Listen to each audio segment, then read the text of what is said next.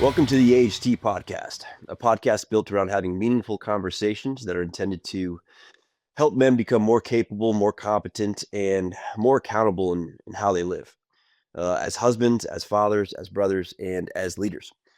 I'm your host, David Acosta Jr., and today I'm joined by none other than Mr. Justin Garcia, also known as Master Chim, and who I respectfully refer to as MC. Just a little background on MC. MC has been, I spent the greater part of his life pursuing self mastery, everything from professional MMA competitions to running a martial arts academy for over 2 decades. He's built multiple businesses from the ground up. He's a husband, a father of four, an incredible leader, and he's a solid brother. He's also the author of the book Tribalnomics, which we'll talk about. It's a framework focused on how relationships and environments shape outcomes under pressure over time. MC, I appreciate you making the time to be here, sir. I am so glad to be here and looking forward to this conversation, brother. um, if you don't mind, man, I'd like to get back to the beginning, to start there and get an understanding for what the environment was like growing up. I think that really does have an impact in how it shapes young men into becoming full-grown men, so to say, later on in life, the decisions that they make, the way they view life, so to say. So if we can, if you don't mind, let's get back to the beginning. And if you can just give us an idea as to what it was like growing up, the environment, what was the day-to-day like? So, I'm born and raised in the Bronx. My father is born and raised in Puerto Rico, came here when he was 12, 13 years old. My mother, Irish Italian from Brooklyn. My father was very dark skinned. He passed a few years back, so hence the past tense. Very dark skinned Puerto Rican. And my mother is, as white gets. She's on the other side of the crayon box, so to speak. Growing up in the Bronx, it was very apparent to me that not everybody was a good guy, and that there were circles that I was inside some, outside of others. And the fact that my parents came from different backgrounds, neither one necessarily accepted their union, their marriage. And as a result, we had a lot of organic tribal social networks growing up. We moved a bunch when I was a kid. My father was he was in Vietnam. Afterwards, he took his GI Bill and he went to Apex Tech and learned how to be an HVAC engineer and wound up getting eventually a decent job in the field. But it was all hustle, when I was younger, and that caused us to move to California, upstate New York, various parts of the Bronx. So by the time I was 7 years old, we had moved maybe 4 or 5 times. And I have a younger brother, and all of that moving, all of that sort of separation, or maybe the lack of connection in the first place to extended family, it was us. We were the unit. It was the 4 of us. And whenever we would go to a new place, I think I was always, I would say, temperamentally a tough kid. I wasn't a kid that was necessarily, I think, tough because of some experience. It certainly added to it. But early on, I knew I had to stick up for my little brother. And whenever we moved to a new place, my first priority was making sure nobody messed with my little brother. And I was 5, he was 3, so this took on different forms, as we got older. But that was one of the primary factors influencing how I looked at social interaction as a kid. We were on the outside, we were a unit, and I had to build relationships, conditionally by a criteria. I think the fact that, when I was with the Puerto Rican kids, my brother and I were the white boys. When we were with the white kids, we were the Puerto Ricans. I never learned how to speak Spanish growing up. My mother's Irish Italian, so it wasn't spoken in the house. And so I found myself having to connect to, I'd say, primarily myself before any greater identity. My family is on both sides Roman Catholic. I went to Catholic school a couple of years growing up, but it wasn't really something I'd ever connected with, never really resonated with me. So there wasn't even that aspect of it, and it was all right, it's me and my family, and we're navigating the world. And there was a lot of I grew up in the Bronx in the 80s, so there's a lot of fighting and a lot of violence, a lot of uncertainty. And um, we were we were the wealthy ones out of the poor people, I would say, right? I think looking back, it was probably a good middle class upbringing, but Yeah. we weren't as nice as the nice neighborhoods, but we had more than most of the people, that I grew up around, I would say. And first and foremost, I had a dad, which wasn't necessarily a common thing, in the Yeah, neighborhoods for I sure. grew up. And I think because I was so individualized, I think at a young age, I think that was a part of the programming of who I was, how I performed being me in social settings, in society in general. As I got older, this changed, but I'm very much a believer that every man is programmed before he ever gets the opportunity to program himself. Mm. And when we look at what those building blocks were, we start to sort of unravel the causal relationship of some of our habits and preferences and things like that. And obviously, I mean, I think it's obvious at this point. I've done a lot of hard thinking, deep thinking about these things. What was the bedrock, the foundation of all these eventual preferences and directions that I went to as I got older. And a lot of it was pressure, a lot of it was uncertainty, and a lot of it was tribe. It's I didn't take anything for granted, and I wasn't somebody that necessarily trusted somebody that I met for the first time. Mm. And those two things in a inexperienced, somewhat sheltered young kid in the Bronx, led to some of the trials and tribulations that eventually I faced as an adolescent and a young adult. And I would argue still face to this day. You know. MC, who would you say were at that time, obviously, close knit, like you're saying, were there any voices outside the family, outside that family dynamic or the tribe, so to say, that were primary voices around you at that time? I wanted to be a ninja since I was 5, 6 years old. So it was this idea of, I could say it was Shogasugi, I could say it was Chuck Norris, I could say it was, whatever ninja character I was looking at. But then it was also I had an affinity for Wolverine, in comics. And Yeah. so I think when I look at the model, the archetype that I really, looked up to, it was the strong, individual, capable man who nobody took advantage of, who always got people back. I think it's an irony that the etymology and origins of my name Justin is built in justice. Justice. The history is connected to revenge. Yeah. It's something that people don't know. The conceptual idea of justice is very much payback for something that was done. It's the equalizing effect of revenge. And I think ironically, coincidentally, whatever you want to call it, that really informed how I looked at my life. I didn't have Yeah. as much control as I wanted. So for me, it was how do I gain more control?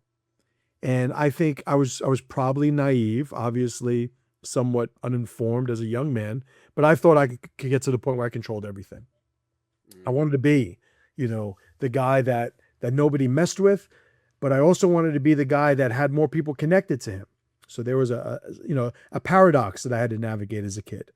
I didn't trust people. I didn't necessarily want to be around people I didn't know, but I also knew that I wanted to be around more people than I was. So Yeah. it was this cyclical navigation of these alliances that eventually I don't think it's a surprise to anybody that knew me as a kid looking at what I do now, as a career, Yeah. So at that stage in your life, would you say that there was something specifically that you felt you needed to become in order to survive or succeed in that specific environment in Bronx? I needed to be stronger than everybody else. I remember, and this is, I think it might be a somewhat entertaining story. I'm not necessarily one I'm proud of, but I remember being an Our Lady of Refuge, uh, in the Bronx off of the Grand Concourse, and I was in the second grade, so 7 years old. This is 1982, born in 75. And I had a buddy of mine named Albert. He was like my friend, my one, like we were joined at the hip. And he was keeping track of all the boys in the second grade as I went up to them and asked them if they wanted to fight. I wanted to be known as the toughest kid in the second grade. And I would go up and ask kids to, do you want to fight? And they would say no. And I would look at Al and I'd go, mark him down. He didn't want to fight, so I'm better than him. And this is how I was thinking at 7. So who knows, like, what was the impetus? And I haven't been able to unravel that, if it's even possible, or if it didn't just, manifest organically. But as early as I could remember, I wanted to be tougher than everybody else out there. I wanted, and it wasn't a domination thing. It was a control thing. It was a nobody could take anything away from me. Nobody could hurt anybody I care about. And I wasn't ever going to have to be scared. I wasn't ever going to have to be nervous. I wasn't, because I've been in some situations, as a young man, and even with my family growing up in the Bronx, where these things were precarious, and these things, there were situations as a young man that I couldn't fully process and comprehend. Looking back, it's like, okay, this was my dad trying to make sure that we were good. I remember one time being 6 years old, and my father used to play chess a lot. We used to go to this public park, and New York City, they'd have the painted, cement chessboards, and my father would this was something that he did often, and I would play as a young man. He taught me how to play, and not that I was any good, but it was something that I enjoyed doing, going to my father at the park. Well, one time, I leave my bike down. I'm running on the monkey bars, whatever we're doing. Somebody steals my bike. I tell my father. My father he becomes irate, starts talking to a bunch of people in Spanish. I don't know what's going on. And he goes, "Come with me." And grabs my hand. I'm 6 years old, 7 at the most. Pulls my hand, one of those, dragging me, my feet skipping as he's crossing the street. We go to this apartment building, goes, "Stay here, don't move." He goes inside, and I hear a whole bunch of a commotion. I don't know what's going on. Yeah. Do I go in? Do I, like, I'm a kid. What do I do? And it was just, I remember being scared senseless. My father came out with the bike, and he goes, "Let's go." And we walked all the way home. Like, there was no more. And I could tell he was in a different state. To this day, I have no idea what happened when he went in that building. But what I know is that I never saw my father like that. I never felt nervous like that. I never felt, so my earliest memories, it was like, this isn't as safe as you think it is. This could change like that in a heartbeat, and I didn't have the tools to deal with that as a young man. So again, looking at how did I process that? What was the goal? A lot of it was, I want control. I don't want there to be a situation that I'm not ready to deal with, that I'm not prepared for, and it wasn't a narrative that left me scared. It left me driven. It left me, like, I engaged it fully. It wasn't something I ever ran from. And I was somebody that if somebody got the better of me, it's like, all right, you'll see. And that was my mindset. You'll see, and like, I was not taking L's as a young man. That's just unacceptable. Unacceptable, so, and the forms that took on as I got older weren't as productive as, we could argue they were when I was a kid. That's wild. So, MC, when you reflect back on that time, when you look back at it now, what would you say were, like, the biggest advantages that specific environment, growing up in that place, that culture, what was that environment? What did it give you as far as advantages, and maybe even something that, at the time may not have felt was actually advantageous? All right. So a couple of things. Number one, identity, right? So here's the thing about identity. If we have never seen ourselves operate outside of the ecosystem that we formed our first, version of us in, it's very hard for us to understand where we end and the environment begins. A lot of that winds up meshed.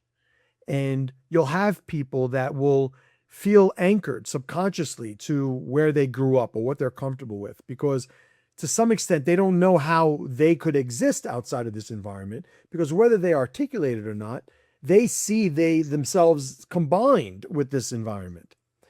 So the first thing I was very grateful for in hindsight is that because we moved, because I wasn't always accepted, because I wasn't raised with a big family, going to, every weekend to hang out with my cousins, this and that. And then there was family there, but we were always a little, halfway out of the circle. Because of that, I got to understand who I was. Because if I'm in, to make a simple, representation of the idea, if I find myself as a 5 to 7 year old in 5 different living environments, well, what's the commonality? That must be me. If I were to be in one place, I don't think I would have had that relationship with who I am form at such an early age.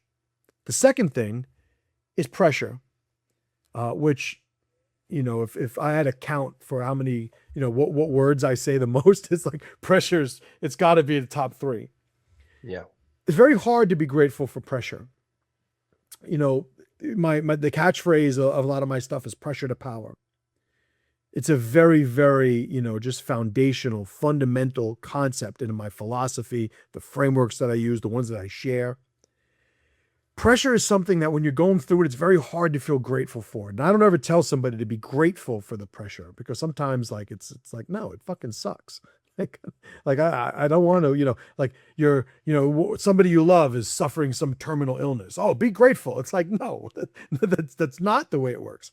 But what we should be grateful for is the process that it is embedded in, because it's don't worry, you're going to have to go through this, but there's something waiting for you on the other side. Pressure doesn't create weakness. It doesn't create strength. Pressure reveals the structure of who you are and how you navigate things. When we say pressure tests something, in the applications that we use that phrase, we understand what it is, but that's a universal thing. Right. Every time we go through stuff, we're being tested by whatever that is in our current state, our current iteration of who we are and what we're about and what we do and our assets and our tribe connections and all these different things. Pressure tests those things. So the other thing, identity being one, pressure being the other, with pressure, I got to go through some shit. And, not even as a young man, but now including my adolescence, it's like, yeah, like a lot of people who grew up in the inner city, I guess, I have the whole friends, dead or in jail. Like I got all that, like a lot of other people do that came out on the other end of that. But I also know that I'm worth the shit in a lot of ways that a lot of people aren't, because they didn't go through that. And so I know that I found myself through a bunch of long, dark tunnels. Yeah. And having gotten through that, you know what's going on. My favorite movie is The Princess Bride, right? Which is the first time people hear that, they're like, you're shaking your head. Like people are like, really? It's like, don't worry. Like Conan and The Godfather are the top 3, right? But Princess Bride, there's this great scene where one of the bad guys says to the good guy, putting on a facade in front of the princess, who this big lie is being acted out in front of. He goes, look, let us take you back to your ship. The princess leaves, and the good guy looks at the bad guy, and he goes, we're both men of action. Lies don't become us. And the bad guy goes, well said. It's like, I consider myself a man of action. I'm not undefeated. I'm not invulnerable. I'm not, I got flaws. I don't even claim to be perfect, but perfect is the direction I move in every day, right? I tell people that. I ain't there yet, but that's where I'm heading. Yeah. And I think a lot of it is I've endured through some stuff. And a lot of people do. A lot of people listening to this, they might have endured through as intense, if not more intense than anything that I've gone through, but maybe their story isn't as formidable. I believe in being the hero of your story, and I've had some very interesting chapters. I'll put it that way. For sure. In that vein, were there any early influences, people, experiences, specifically environments, that started pulling you in a different direction? I would say, yeah. It's funny. I had this, I could call it a short man complex, even though growing up, I didn't know I was short, right? So it's not something I was aware of, right? But it's funny to this day when I look at pictures, I'm like, damn, I'm short, because I'm always thinking to myself, well, I'm the biggest motherfucker in the room, So that's what my head is always headed towards. But I remember when I was younger, looking at anybody that I considered to be a bully as a freebie. It's like, I could knock this dude out, beat his ass any which way I want, and everyone's going to pat me on the back for it. And that became one of the mechanisms that I had for connecting with people. I was the guy who, if somebody was being a bully, like I could use other language, but let's just say a bully for all intents and purposes, I was the guy that was like, all right, that's a freebie right there. Now, I will completely admit that I was very loose with my criteria for designating somebody a bully. And sometimes I just wanted to punch somebody in the fucking face, So, but the narrative was always, I was never a bully. I was always, So that being said, I wound up having a lot of people connect to me who maybe were on the bad side of that spectrum, but preemptively wanted to build an alliance with me. So maybe they had some status, maybe they had some sort of reputation, but suddenly they wanted to be okay with me because not being okay with me might have led to them losing their status. Yeah. And so I wound up connecting to guys that, I make the joke, when I was a kid, I was friends with both cops and robbers, like I was the day walker, and in a lot of senses with that. And I could go to both sides of the tracks, so to speak, and find a way to connect and fit in. And I think the struggles that most adolescent, teenage young men have, the way that I processed it was the path of least resistance, what I'd say is primary in most people's reaction to precarious situations, friction, pressure, however you want to label it. But for me, I probably had too much freedom. So I had the liberty to make bad decisions. I didn't have the structure that sort of kept me on mission. I remember one of the high schools I went to, right? The first high school I went to, there were technically 4 of them, 3 legitimately. The first one was a school called Bronx High School of Science. And it's a specialized school in New York City. You had to take a test to get in. And it's where all the nerds go, right? And fun fact, a black science guy, Neil deGrasse Tyson, went to Bronx Science. And I remember when I went there from a junior high school that was across the street from the projects. My time at the junior high school was great. I loved being there, but it was a precursor to what prison looked like. I was locked up for 2 months as a later adolescent. And looking back at junior high school, it's like, yeah, they kind of ran the schedule like that, and it was really regimented and not a lot of freedom. Well, when I got into Bronx Science, the high school, it's like, well, what do you mean we don't have to go to class? Nobody's going to say anything. It was sort of like a college experience. I was not ready for that.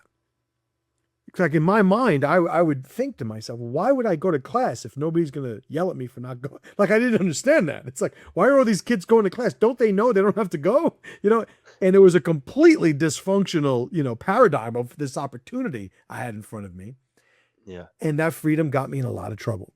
I failed classes. I was getting into fights here and there, and I didn't get thrown out of Bronx Science, but one of the vice principals had my parents in and was like, we really suggest that you transfer your son before we do. So it was like, all right. So that led me to my second high school, which actually wound up being a lot better because they had wrestling and football. They didn't have that at Bronx Science. So I had this outlet, So I don't even know where the question was, but I think I covered it more. I got lost in my head during these things. We're good, man. I want to stay in that early part of your life for just a minute, but more so just so I can kind of understand like how it shaped the way you think now. Because for some dudes, like those early decisions that they make have consequences, and they don't realize the impact the impact in relation to like what they do. Those small decisions that they make have larger implications later on. So for Right. that time, like at what point did things start to shift for you? From just living in that environment, so to say, to like recognizing that there were actual consequences attached to the decisions that you were making at that time. So I'd have to bring up when I got locked up, right? So I was arrested for what eventually I got locked up for at 15, court dates, la la, la. I wound up spending 2 months in Valhalla Penitentiary as a 17-year-old in the summer between my junior and senior years of high school, which was part of the plea arrangement that I could basically go away for the summer, right? And Yep. when I got arrested and was first facing this idea, and it wasn't even when I got arrested, because I got arrested a couple times, but sometimes it's, slap on the wrist, whatever. A lot of this stuff wasn't even on my record. They just, at some point, just opened the place and was like, all right, get out of here. But this time was different. This time, I was getting charged with everything under the sun, as, I understand now. But back then, it's like they throw everything on the wall, see what sticks. But some of the stuff they was throwing was scaring the shit out of me. I was like, whoa, whoa, whoa. Yeah. I wasn't trying to kill the fucking guy. So it was a little nuts. But I remember when I had to spend my first couple of nights in jail. And this is after sentencing and plea arrangements. Like, okay, I go to Valhalla and I'm in there, and it dawned on me that if I knew what I had done before was going to have me here, I would not have done that.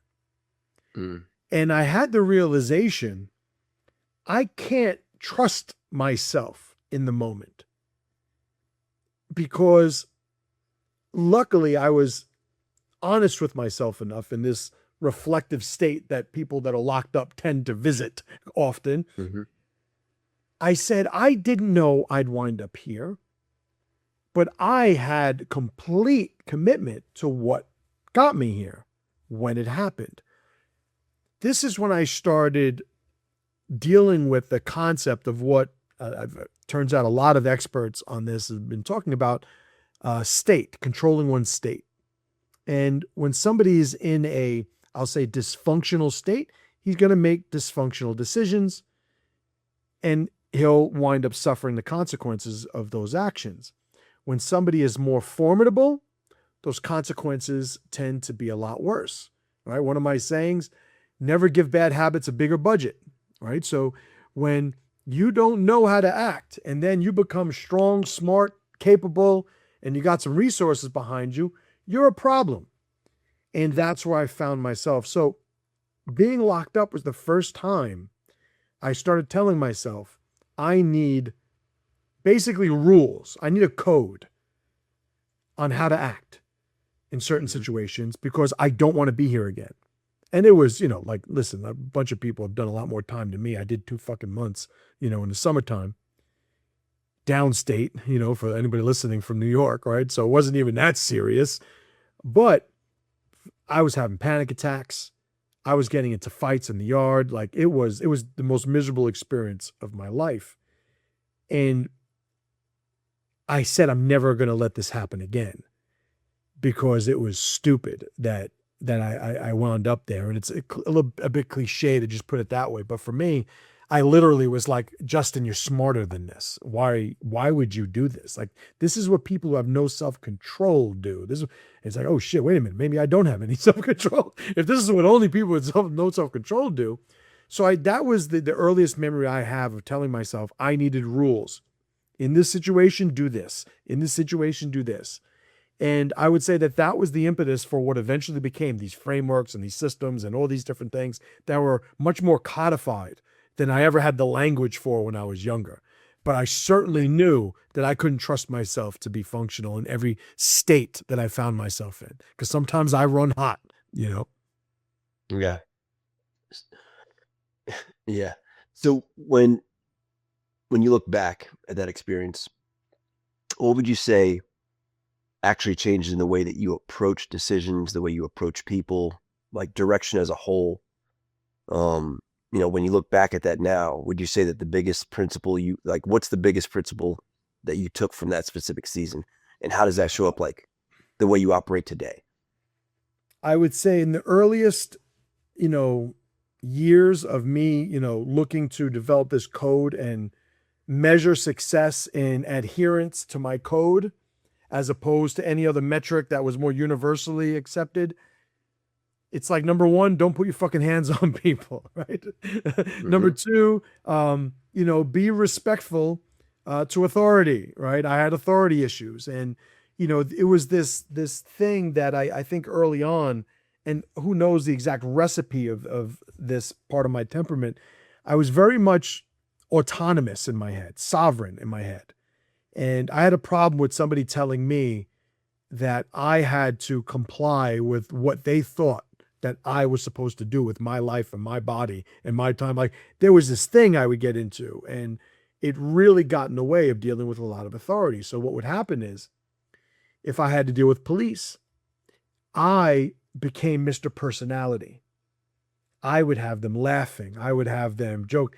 I was friends with a lot of the cops in my neighborhood, because it's like, I can't go the other way. I'm going to lose that battle 10 out of 10 times. I have to find a better way. So I would proactively put on the mask, and I would see them. Hey, what's going on? How you doing? And I would make sure that who I knew they were identifying certain groups as, I was in the better part of that when dealing with them in their mind. It was, I know we're staying in the earlier years, but just to fast forward a second, I wound up working for a couple of years in my early 20s at a funeral home. And one of my mentors in life, even though that language was never even close to being used when I was there, but in hindsight, that's certainly what this guy was. He explained to me how you have to deal with people with the outcome in mind. And it's not about how you feel. It's not about what you think they need to hear. It's not about, to him, it's like, what do you need from these people? What are you, what is the purpose for you even dealing with this person? Let that lead how you're acting. Right. And he was a smooth, just charismatic operator. I'm never going to be him. Like I said, I run hot. So it's very hard for me to be that manipulative, quiet, Michael Corleone sitting there, like, that's just not me. But it was certainly a ramped up application of this concept that I learned earlier on at a lower level, that, there's a way that you can deal with people preemptively that winds up avoiding the conflicts that create those consequences that I kept running into. And so I would act a certain way. I would say a certain thing. And I got the gift of gab, obviously, so I could sit there and I could bullshit and connect with people. Years later, when I started learning sales and NLP and, the Cialdini stuff and all this, it's like, this is what it's about, right? And it was never about deceiving people to take advantage. It was about not turning into the werewolf. That's the phrase that I use, with the people that I know. It's like, the werewolf's in there, right? And you don't want the werewolf coming out. So you got to do what you can to make sure you don't wind up there, and I think that really was again, the foundation of how I looked at things formulaically, and I gave myself rules that existed outside of my state, right? And at the time, I didn't have the language for it. I didn't have the models for it. Now I have what I think is a sophisticated way of explaining and presenting these frameworks, but a lot of it is just me trying to make sense of experiences that I had that I couldn't explain at the time. Yeah. So you identify these things that you need to essentially separate yourself from to prevent the werewolf from coming out, so to say. Yeah. Was there something that made that process difficult to do at the time? Oh, sure. I have a temper. To this day, I have a temper. I remember, it had to be 10, 15 years ago. Whatever the statute of limitations is on assault, it's at least a month longer than that. And I'm in a staff meeting. It's my fucking staff, like my business. I'm a responsible adult. I got a wife and kids. We're in a staff meeting. At the time, my martial arts school, we have a storefront, Westchester Avenue in the Bronx, and I see a 20-something-year-old, ne'er-do-well, crossing the front of the store. He finishes a bag of chips, just throws it right in front of the store. I was not prepared. So it was, open the door, pick that fucking bag up. He didn't even say it. He just made the face that I knew what he was going to say wasn't going to be respectful. And it's like, pop! Dude's on his ass. Pick the fucking... So he picks it up. He puts it in his pocket, And at the end of it, I'm like, what the fuck are you doing? It's like, my staff, obviously, they're like, MC, like, what are you doing? We will talk to the guy. Like, don't talk. But I was gone. That's there, and that's something that was roaming free when I was a teenager. So I know that that's still there. And there are times where I will not be around certain people. I will not put myself in certain situations because I am irrationally ready to go sometimes, where it's like, it'll all be about this right now if I make a decision to. And I got too many people counting on me. I can't be that guy. And worth even saying, because I don't want it to make it sound cool or anything. The reason that exists is because there's a part of me that needs catharsis. And somebody who has the formulas to not generate that friction, that offset, doesn't need the catharsis at all. So, with my guys that I coach, a lot of their bad habits, I use the analogy, the metaphor of them digging a ditch. And the first thing I do is teach them how to get out of the ditch. But the second thing is how to not build another one, not dig another one. And there's nothing that I teach in any of my coaching that isn't directly a result of me fucking up whatever I now have a framework for that I could share. So I'd have to avoid certain situations. I wasn't the guy, it's like, oh, we're going to this party. Have fun. Because I know if I go to a party, it's going to be a thing, and it's just always a thing. I have one of my coaching clients. He moved to El Salvador. He was talking about this a couple of years ago. Bukele's making some changes down there. So it's not it's not your father's El Salvador. It's a little bit different now, right? They're like half a step from fucking Disney World, according to the internet. And he was telling me he's going down there because, he's big in crypto, and it's like crypto is like their major currency down there. It's like, that is like the crypto hub by design. And he was like, MC, you should really consider it, and I dabble in crypto myself. But I told him, I said, you can go there and you will thrive. I go there and I'm going to be in that building with all of those painted monkeys in the jails. Like there's no way, because I'm just a guy that I got big energy, and there's guys that I meet, you being an example, guys like, the guys in SIOC, STG, I meet them and it's like in sync immediately. I get along wonderfully. But like poles on a magnet, there's another guy that from afar, good guys, like just the way the chemistry works, it's like a problem. And it's something that I've had to process and get past during my entire adult life, because I do feel that the ultimate goal is to be as powerful as you can, but that's impossible if you're not using alliance. Right. So these are things I know I have to square away. Like, I don't like when I'm around certain types of people that I feel uncomfortable or that I feel Mm. almost competitive or defensive because it's emotional. It's emotionally Yeah. based. And so, which means I'm not in control of it. And if it's, and I have this emotional need, I'm going to have this cathartic need. And that, to me, at a minimum, it's a waste of time. Like there's other shit I got Yeah. to do, So it's about being effective and again, not to be cliche, making tomorrow a better version of yesterday's version of you. Yeah. So obviously, as you're maturing, you start taking control, as you noted. For some people, at least, I feel like that ends up turning into the identifying of responsibility, not just acting, to what's necessarily happening, but deciding what's actually yours to carry, what you're actually responsible for. And I'm kind of curious as to how that showed up for you.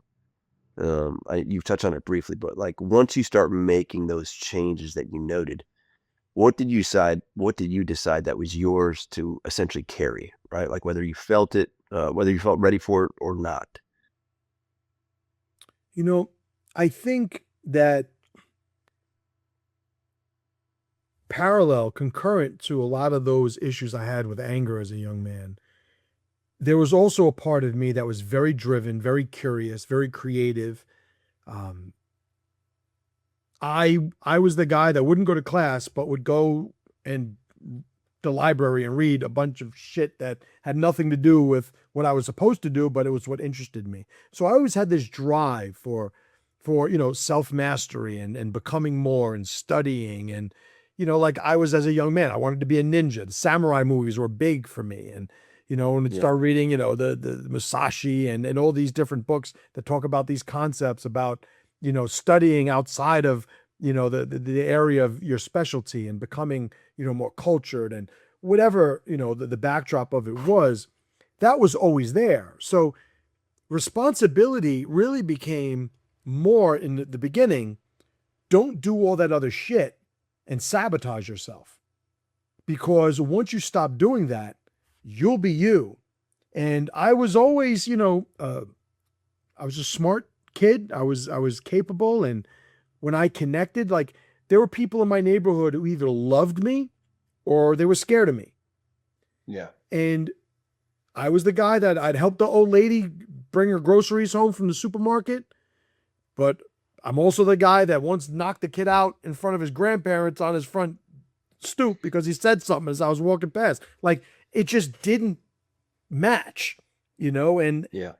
I think when I finally decided what the sort of the overarching code was going to be and how I had to engineer some of that to remain functional, it really was a release. It was a freedom.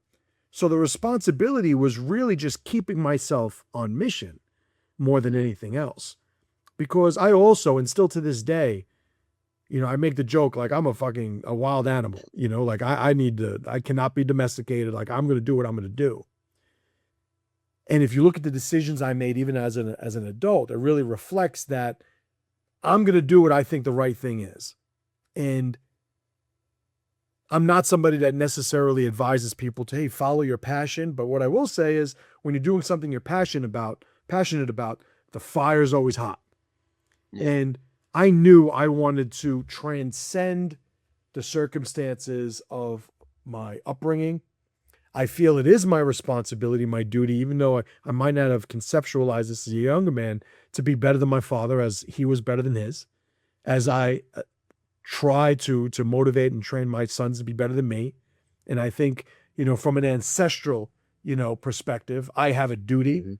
Mm-hmm. I am the product of a bunch of strong survivors. Like they're the cream of the crop. That's why we're here. Who am I to be the one, rusty link on the chain? Like not me. It ain't gonna happen with me. Yeah. And a lot of that is what I wound up resonating with. So a lot of my, if I have to use the word responsibility, really came from my internal, drives to be the most powerful, at least consistent version of me, without Yeah. just sacrificing what I thought was opportunities or, I opened I don't want to get too far ahead, but I opened a school, a jiu-jitsu school as a blue belt. It's Mm-hmm. the second belt. Nobody would do that. But for me, it was not even like it wasn't even like a move of defiance. I did it with a complete indifference to anybody that did jujitsu, because that's how I operate. It's like, no, I'm doing what I'm doing. Like, it's not for or against anybody. Like, I don't give a shit. And that to me is a product of me squaring these things away. I get to be me. You know, I'm married over 20 years. I met my wife. We were married a month after meeting each other. Everybody said I was crazy. And I was like, not for this, you know, maybe, but not for this. Yeah. Here we are, 4 kids, 20 something years later. She still gets a kick out of me, or at least that's what she's saying, which is a job. You know, so it, like, can't nobody say a damn thing about it, you know? And I think that's probably, you know, more of who I became as I got older than anything else. Just somebody who freed himself up from the bad stuff to be able to do more good, you know? Yeah. This episode of the AHT Podcast is brought to you by Attorneys on Retainer.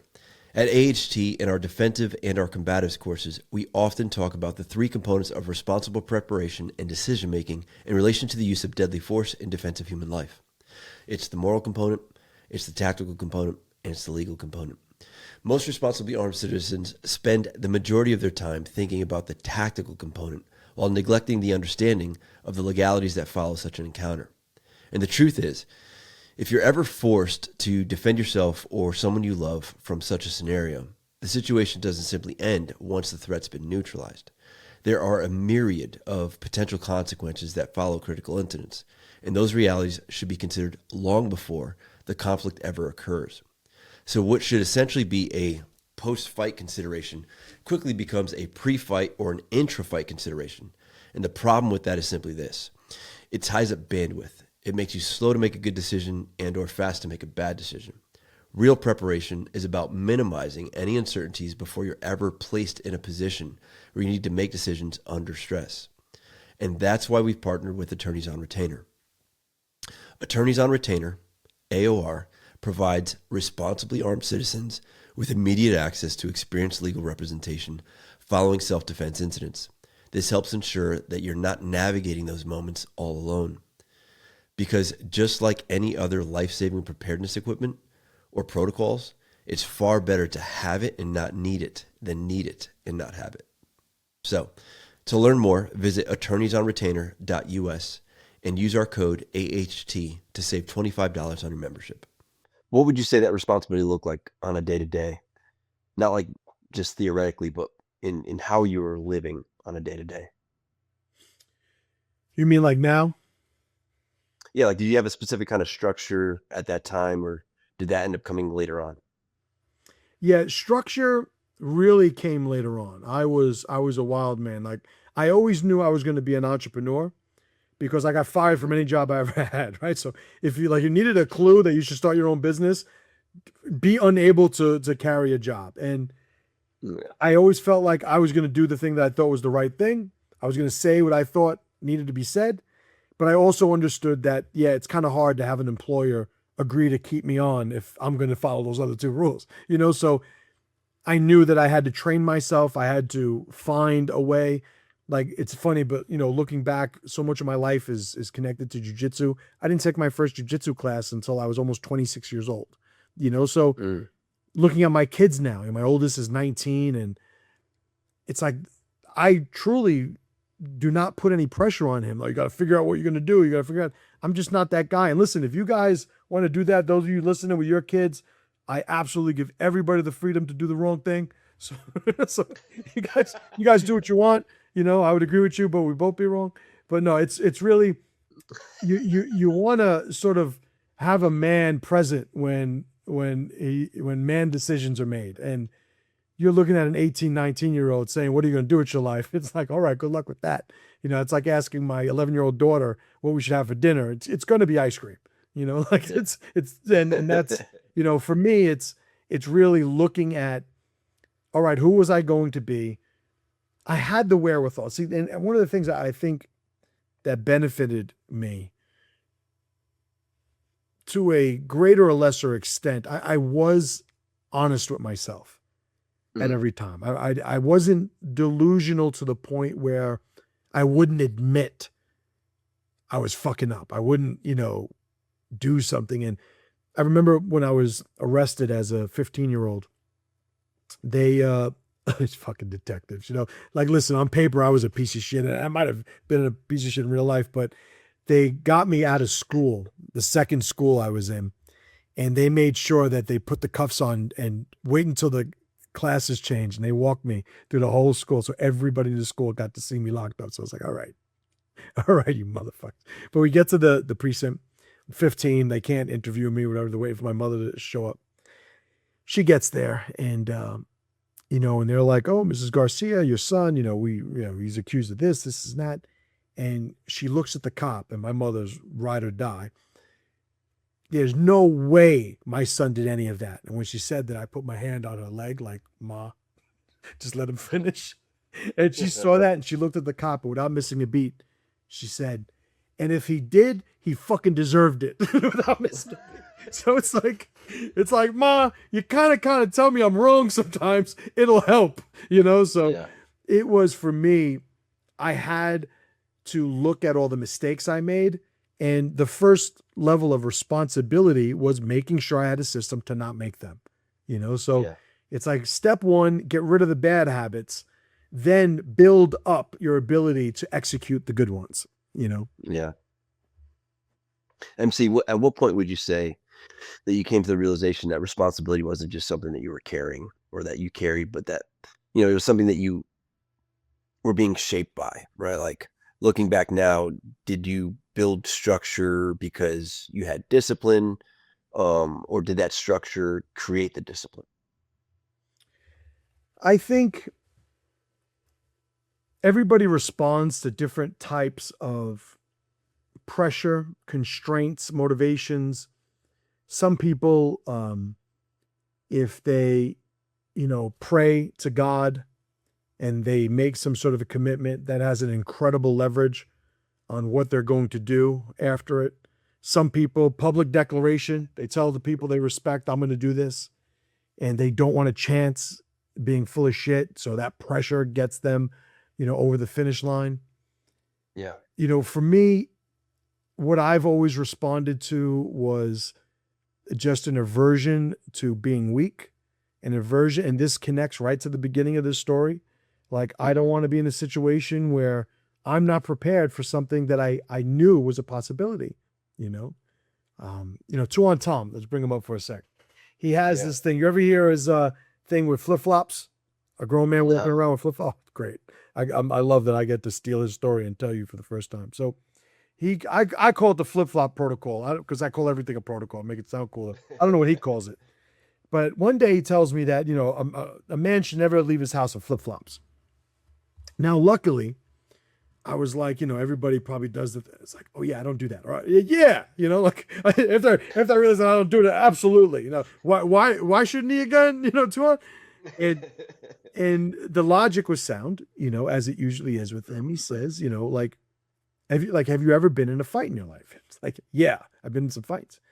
When you left your house that morning, did you know you were going to get into the fight? Well, sometimes, but no, not all the time. There have been times where I left my house and I was like, just going to school, going to work, going to whatever. And I wound up scrapping with somebody in a street corner somewhere. And he says, wouldn't it be good in situations if you were never wearing flip-flops? And it's like, yeah. He's like, every man who's worth a shit, this is me, I'm not putting these curses in his mouth, but every man who's worth a shit has had a fight that he did not wake up and leave his house knowing he was going to have. Which means any man that says they're not going to have a fight today is going against their real world experience. Now, there's a lot of old wisdom, anything from the Havamal to Musashi to, I'm sure there's other ancient texts that say basically when you leave your house as a man, be ready for whatever. And that logic is a perfect example of how I try to process the variables in my life and the decisions I make. Yeah. It's like, does this make sense? And when I have to make a change, it starts with that logical sort of analysis of, okay, am I wrong? Like, even with like my employees, like my guy, Anthony, he's my top guy in the jungle gym. He's been managing my school for 10 years, more than 10 years. And there was a time where he was just starting out, right? He was learning how to do the job that now he's, I trust him completely with. And he would call me, oh, we got a problem, this one parent, or a problem, there's a leak over here, there's a problem. I remember this one time I had to make a conscious decision. He called me and I'm like, Anthony, do you know what to do? And he's like, yeah. So what the fuck are you calling me for? He's like, oh, I just wanted to let you know. Well, I don't want to know. I want to know about the problems that you can't fix. Yeah. Because then I got to fix them. I don't want to know about, like, if my wife asks me, do I want something to eat? And I say, yeah. She starts cooking for me. If she tells me to come over here and watch her cook, like, well, what am I having you cook for me?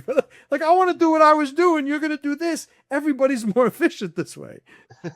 There's a point where when you have formulas and you're able to trust yourself to the system, it frees you up from having to make decisions and chance making a bad decision because you're either in a bad state or you have a bad perspective, right? One of the things that I'm a big proponent of is what's referred to as Bayesian logic, right? It's based on a mathematical theorem, Bayes' theorem. And it's more complicated than I could even pretend to explain. I barely understand it myself, right? Just for listeners, like, I'm not purporting myself to be master of, whatever. This is how self-aware I am, by the way. Like, I don't even want to seem like I'm trying to make myself smart. But what I've extracted from Bayes' theorem is we never want to have a complete position based on incomplete information. If you don't have the information that you need, then have a malleable, evolvable, updatable position. Mm-hmm. New, and this is the test for it now, new information should never debunk your position. Yeah. Very hard for people to do that. We're pattern-seeking creatures. We want to chunk information together. We want to say this equals that because it just expedites what we have to do, even if what we have to do is just thinking about it. So we have to train ourselves to build that discipline of, and I think building discipline for anything, it's sort of like when they say the first step to admitting, solving a problem is admitting you have one. The first step to building discipline is understand the argument for the discipline in the first place. Just doing something just willy-nilly for no reason that bears any value or significance, like, that's a waste of time. It's like, I would argue against doing that. And I would think that somebody who's being disciplined for something or with something that holds no value for them is submitting, to something. They're more of a robot than a crusher, and Yeah. I don't think very highly of rule following philosophies, although I also understand that we wouldn't be able to function without rule followers in society, so it's Right. that, well, I'm just not going to be one of them, but it just so happens I wasn't designed to. So shit all works out, For sure. So you mentioned the importance of formulas and how not having them creates this loop in the thinking, right? Can you give an example of what you mean by a formula for those that aren't familiar with that line of thought? So formulas are usually a pre-established understanding of what a certain set of variables will produce in the form of an output. Mm-hmm. It can be, although it needn't be, completely deterministic. If I go to a calculator and I say 1 + 1, when I press that equals, I know it's going to say 2. Some formulas are as deterministic as that. I have full expectation that it's going to say 2 when I hit the equal sign, even though if we're going to include all logic and possibility, we know it's not 100% certain, but the certainty is so high, it's like, I might as well be.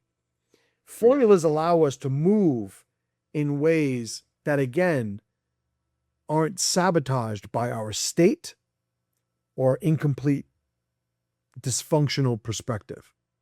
Mm. For me, it was very necessary to develop formulas. Like it sounds obvious, but me as a 15, 16-year-old had to tell myself, don't put your hands on him. Don't put your hands on him. Don't put your hands on him. Because there was the other side of me that was going, he needs your hands on him. So there was that battle. Like, no, you need to grab him or hit him now, right? He should be uncomfortable. He should be in pain. And it was this righteousness that without the formula, it's like, well, one of those stories is sexy. To punch him in the face, make this tough guy cry in front of everybody, that's a sexy story. Be responsible. It doesn't matter what he called you. You know you're not that. You know it's just words. Like, that's not as sexy a story. So the code allows that side to win. But without that code, and I'm just measuring it this or that in the moment with absolutely no awareness of anything outside the context of right now, it's like, I'm going to punch him in his face every fucking time. So the formulas allow for the acknowledgement of the meta perspective, of the big picture, in a way that allows us to figure things out prior to being in front of the test that's asking for the answer. I remember years ago, I read an article in Playboy from, it was an interview with Elio Gracie, right? Patriarch of the Gracie family. And there was a point where he was getting interviewed, and I'm remembering it like nobody fact checked me, but the gist of it was there was one question that the interviewer, a woman, had asked him, and he said something to the effect of, I'll be right back. And he went and he got like a document and was like, here's what I feel about that. And he read this document. And it's like, yes, that's right. Because why should we espouse something that we are and what we believe in based completely on what in the moment we could produce? Why wouldn't we have a more clearer understanding established, do the deep thinking? People nowadays, they want to give 5-minute answers to 30-second questions, or vice versa. I might have said that the opposite, but the idea is the amount of time that people are willing to actually think about who they are and what they believe in, it just tends to get in the way for most people today. And building deep relationships are the ones that produce the synergy that alliances are there for. Like the society's first technology was tribe. That was the first technology.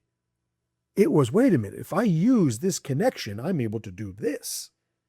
Mm-hmm. That was technology in its infancy.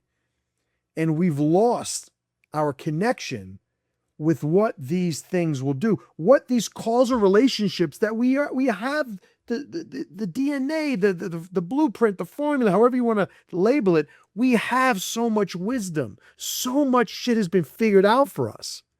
But sometimes we're so distracted being stimulated and entertained and emotionally, connecting to our experiences. We don't have time to just get all the superpowers that our ancestors left us to be able to ironically overcome any of the problems that we're spending all our day complaining about. Yeah. It's like, sometimes it's like, oh, I want to lose weight. It's like, well, don't eat so much. No, I have a thyroid problem. It's like, is your fucking refrigerator named thyroid? Because if you stop eating, I am pretty certain you're going to lose fucking weight. But the stories, people love their stories. The simplicity of what old wisdom gives us is something that, rather than looking at it, each one as face value, I think a man would be better served forging himself into somebody who appreciates what wisdom is. Then he can leverage the wisdom. But you can't sell a guy on, hey, it's better if you don't get high. It's better if you don't, like, I'm 51. I've never been high in my life. Although I had one of my coaching clients tell me that was a lie because I've tried Adderall. And he was like, no, you tried Adderall. I'm like, all right. Like, I was trying to get really productive. I was just zooted out doing all this productivity stuff, I guess, whatever. But I've never drank alcohol. I've never been high. I've never smoked a cigarette. So there's this, it seems like a paradox to people when they hear that. And I played football in college, right? Division III, but Like I was hanging out with the football players in bars in college. Like the pressure to drink, to use that as an example, was as high as it gets. Yeah. But for me, it was like I never even wanted to. And it wasn't I'm against this, I'm against that. Like it's just something like, nah, I'm good. I spend so much time trying to figure shit out. I don't want to be one of these blithering idiots. Like it's just not me, you know? Yeah. Earlier throughout this conversation, you've mentioned how pressure isn't the enemy. Rather, it's the mechanism, so to say. I want to spend some time there, if you don't mind, just because I think most people get that wrong. So, in relation to pressure, when you say pressure is the mechanism, what do you mean by the practical terms? Not like conceptually, but like how it actually shows up in a man's life day to day. So pressure is a tension. It is a man is looking to produce an output and the world isn't agreeing. The universe isn't agreeing. Yeah. Most pressure turns up in the form of external pressure, which is what I call friction. It's the world pushing back. Internally, I call it tension. It's the compulsion, the pull to do something where you just gotta, and it could be you're super motivated productively, or it could be you want to go punch that fucking dude in his face. And it's an internal pressure. I call that tension. Externally, it's friction. Every single time we engage the world, we're going to feel its presence. An analogy I use is feeling the water as you swim. But if you sit in a tub still, it's very easy to lose that sensation of the water. When you move, you feel it again. So in order to even experience life, we need to move, right? Movement is mandatory is another one of the things that I'm always pushing out there. And people think it's like exercise. Well, yeah, sure, it could be that, right? But it's really this idea of we have to move in order to not erode as an individual. Because who are we if we don't do anything? How do you know who you are if you don't do anything? Like, is the guy who's never been in a fight, is it okay for him to say he's undefeated? It's like, no, you have to go. But technically, it's, Yeah. well, I think there are a lot of people who are technically living, right? But it's like, where's the pressure? Like, the only two directions that we move is more powerful or less powerful. The only way we can become powerful is to use another analogy, to put weight on the bar. Mm-hmm. Nobody ever says, I went to this gym and it's great. Well, why was it great? All the weights don't weigh anything. Yeah. You could put all the plates and you can lift it. It's like, well, it sounds like that gym fucking sucks. It's like, how are you going to get stronger? How are your muscles going to get any bigger? But to me, conceptually, the more common application of that concept is, oh yeah, my life is easy. I just do this. And on the weekends, I do that. And everything, set it and forget it. And it's like, there's not even a chance of you failing today. So what the fuck is the point of it? That's how I see things. Now, admittedly, sometimes I bite off more than I could chew. Happens all the time. And sometimes literally, like my weight's gone like this over the years, but for me, I'm never quitting. I always have a plan. And it always starts out with every single day I wake up, I'm grateful for doing so. Because not a lot of motherfuckers did. So when I look at people define the value of their life by the absence of pressure, to me, I think they got it completely wrong. Yeah. And so for me, it's pressure is something that is just the byproduct of you living. So first and foremost, it's like step one, accept pressure as a good thing because it means you're alive. Got to work through it, right? Nobody needs to be grateful for the cancer diagnosis, as I said earlier. But we also have to understand that we're in the fight. We're in the game. Not a lot of people did. Some people opt out. Some people opt out. And I've spoken about suicide in the past, and this might make some people emotional, but I call anybody that kills themselves quitters. You kill yourself, you quit. Well, you were in it. Well, you don't understand what they were thinking about. You don't understand what they were going through. So you're saying they should have killed themselves? No, I'm not saying it. So you agree with me? No, I just want you. It's like, listen, shit or get off the pot. Like, pick it. Either they should have killed themselves or they shouldn't have. Me, I'm saying they shouldn't have. And by the way, they're not hearing me right now. You know who is?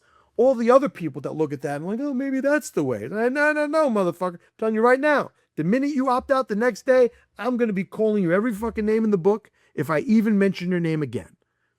Yeah. So for me, pressure is everything. It's a privilege to be able to have the problems you have. People have done more with less throughout history, and they will continue to till mankind's last day. But for somebody to wake up and to complain, I got a thing about complaining, and you probably heard before. It's like, you ungrateful motherfucker. It's like, how many people would love to have your problems? And I don't use that a lot, that perspective a lot. Like, hey, it could be a lot worse. Like, that is not one of the primary angles that I go with. It's like, you lack of gratitude having, dude. It's like everything you are of value, everything you have of value came by way of a process laden with pressure. Yet here you are. It's like you're the rich kid complaining that your parents are pieces of shit. Like, and they've given you everything. Oh, this caviar is stale. I don't even know if caviar can't get stale. But, it's like, what the fuck are you complaining about? It's like, you're here. You could, yeah, but I might not. Oh, okay. Like, I fought professionally. I could say I was undefeated because I fought twice, right? So it wasn't a lot, but hey, I won both of those fights. I remember when I committed to having my first fight, right? At the time, it was Brian Simmons. He had a promotion called Sport Fighting. And I already had a school. I already had the jungle gym. I had, maybe 100 students. Like, the school was on its way up. It was doing really well. And I remember being asked if I wanted to fight. And me thinking oh man, what if I get knocked out in front of my students? They're going to think I'm a fraud. What if like this could go bad so many ways. And then I remember thinking about that thinking, right? And going, oh, you pussy. Like, immediately. So yeah, I'm down. Let's do it. And then as soon as I committed to it, as soon as I signed for the fight, it's like, oh, that pit in my stomach. What did you just do? And it was like, oh, but I already knew in real time the alternative would be to say no and feel like a bitch every single day, right? Listen, Mel Gibson in Braveheart said this whole thing a lot more eloquently than I just did. But it comes down to, I'm not going to be the guy that was scared to do something, and then the rest of my life, I can't get that back. It's like, I'm not scared of taking a loss. All of it is experience. All of it is exposure. Every single time you engage friction, right? So I'm going to give you another concept that's usually applied differently, but it could definitely apply here. Mm-hmm. When we fight our enemies, we train them. So in a self-defense, counter violence sort of application, one of my things, and I used to have a seminar series called VioPrep, where I was much more combatives oriented back in the day. And I would say, give them nothing until it's time to give them everything. Because if you give them a little, you just train them a little. Mm-hmm. But looking at it from the opposite perspective, life is fighting us.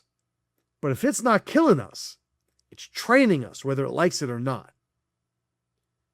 And if we're still in the game, we are going to wind up stronger as a result of it on the other side of this. And if anybody, listen, 30, 40, 50, 60 years old, they sure as shit have a handful, if not 100 examples of times when they were in front of a problem going, how am I going to get through this? That here they are these years later, and there they are. Yeah. You heard of Jim Rohn before? No, I'm not familiar. Oh, I'm so glad I get to tell you the flip-flop thing and Jim Rohn. So Jim Rohn is one of Anthony Robbins' mentors, whatever. I'm a huge Jim Rohn fan. And he has a lot of great sayings. But one of the great sayings about worrying, he says. He goes, of course you're going to get through this. Want to know how I know? Because you always do. Hmm. And it's like, look at yourself right now. Everything in your, like, you got through it. So why are you saying at this point you're not going to get through this? What makes this so special? And it's like, yeah, again, it's hard to wear that position when you're in the middle of it. But it's why it's so important to train yourself by exposing yourself to these other perspectives.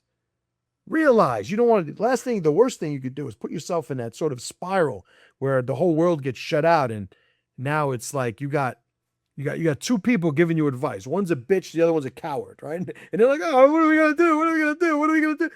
It's like, don't surround yourself with those perspectives. Not exclusively. Sometimes it's hard to keep them out, but outnumber them. That voice that's telling you to quit, to push back, like, no, outnumber them. Get around other people, read strong things, listen to strong, like nowadays, it's everywhere. Every morning when I wake up, I do a workout and you can't see it, but I have like all these computer monitors and everything. I'm obsessed with AI. I'm doing this whole, like, my life is like in AI. This is the AI chapter of the book that I'll write one day, right? That I'm in. And how do I create a structure that's more effective? I have, you see the equipment here. I got my desk treadmill behind me, looking to be productive. For me, there's never a morning that I begin without either reading something, listening to something, or doing something that gets me in as high a state as possible. The first thing I do when I wake my kids up in the morning, it's like high energy, loud, get up, move. I'm messing with them, and it hasn't caught on yet, right? So this is a long-term thing I'm doing. Like they're still like, rolling their eyes a little bit. But for me, when you wake up, your first job is to get that state high. Because here you are. Who's going to be the guy that works this day, that processes this day? It's like, make that guy as formidable as you can before you let the world in. So I'm a big believer in you wake up and you got to have some alone time. You got to square this away. And then you let the world in and you're ready for it. It's like you got I use the video game analogy, like the loadout before you enter a board. It's like, all right, what rifle am I going to have? How many frags am I getting? We're like, what's your loadout before you start the day?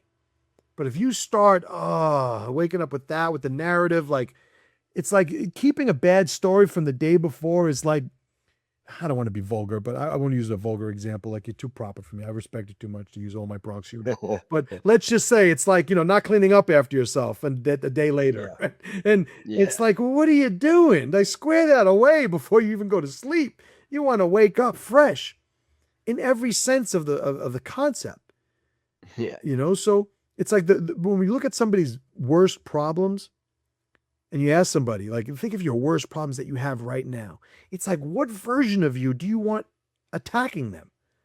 Do you want the whiny, bitchy, tired, complaining version of you dealing with these big, incredibly, significant problems? Or do you want the crusher version of you? Yeah. Where you are optimistic, you're capable, your body feels good, your mind's clear. Like, that's the guy you want steering the ship. So your first job when you wake up is to be that guy. Eventually, it's the default. It's what you're used to. Like, I wake up like this every day, right? I could show you on my phone because I had the Fitbit and everything. I think it was 5:13 I woke up this morning. It's 8:22 and I've been like this all day. Because to me, it's like, man, look at all the shit I get to do today. I got a good looking wife, healthy kids. Like, I got great food and I have a property and I have friends and I have I know what I'm doing, which is always helpful too, like all these, how can I ever be in a bad mood? There's always bills, there's always things, there's that, there's always something, but there's always going to be something if you're worth a shit. Right. Who are the ones that don't have anything? Kids. So they make shit up. Right? The 9-year-old who thinks, how's life going to go on if I on my video game? Like, it's like they don't have any reference, so they create these just ridiculous stories. It's the practicing. They'll get it eventually. But once you know what you have, it's like, what are you complaining about? like in the school, like I always say that I'm more Pai Mei than Miyagi, right, with my guys. And it's like, oh, MC, I can't train today. Why? I hurt my back. That's all right. Come in. You just use your front. Like I dismiss all of that. All of that. Like, be here. You'll be better if you're here. When we start off with the default of, I'm not going to create any excuses. I'm not going to, you don't want to be irresponsible, but you know what? Most of the time, you're not going to be. Every once in a while, it's like, yeah, you don't want to do something stupid, but weak it looks, they resemble each other, and you got to have the experience. Like, how do you make the distinction between being soft and being smart? You put yourself in the situation over and over again. You get good at iterating that decision being made. And so you realize sometimes, like, no, I'm just being a bitch. No, I fractured my, one of my ribs a couple of weeks ago, rolling. I caught a Muay Thai knee, which is, it's expected, when you're sparring, but I was doing jujitsu, so I shouldn't have been throwing knees, right? So I caught this knee, and it's like, oh, crack, right? And it's like, and it's been a while since I hurt my ribs. So it was like reminding myself what that was like. My wife's like, oh, you got to go, to the hospital. I'm not going to the hospital. It's like, I know I've run a school over 20 years. I've seen every type of rib injury, and I know when it's bad. I have a tuning fork, like a little tip. If you guys ever want to test a bone, like tuning fork, you hit it, you put it on the bone, and if it feels like you're about to lose your soul, it's either fractured or broken. I did it, definitely a fracture, but I had a little bit of range of motion. That night, I had a seminar I was teaching online. Like, I had a group of guys that night, and I'm sitting there, and I got my I took it off. I was trying to look somewhat clean in case you saw my desk around this, but lidocaine patches and the belly wraps with the compression, all this.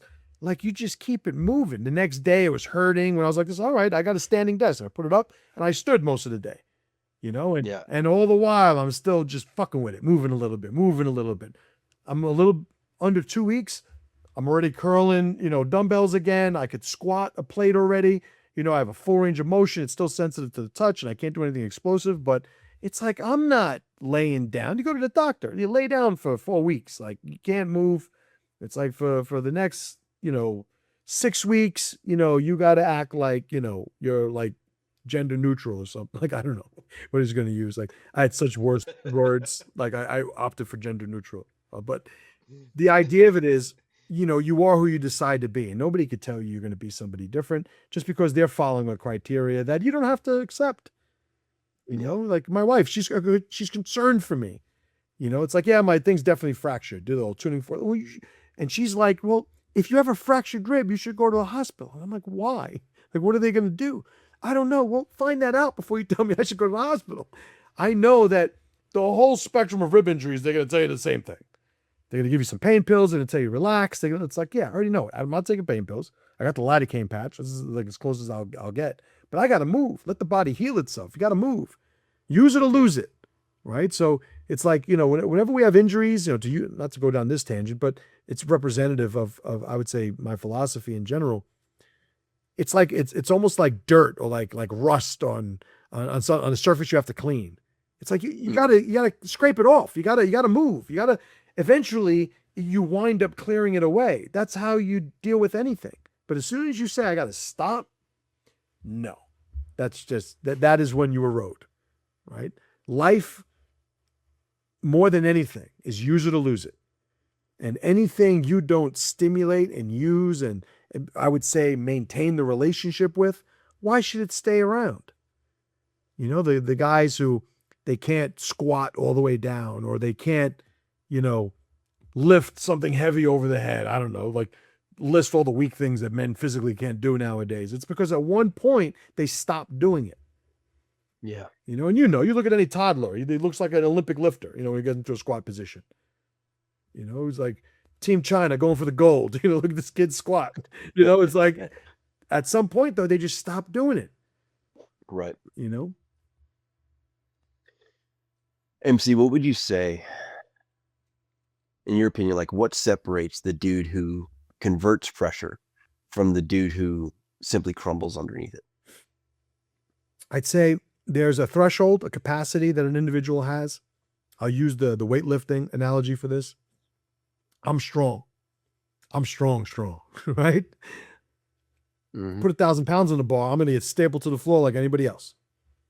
There's a certain point where my capacity, or maybe not 1,000, maybe like 1,200, right? But I can't squat it, but I don't, my ego requires the representation right now, right? So there's a relative capacity for anybody.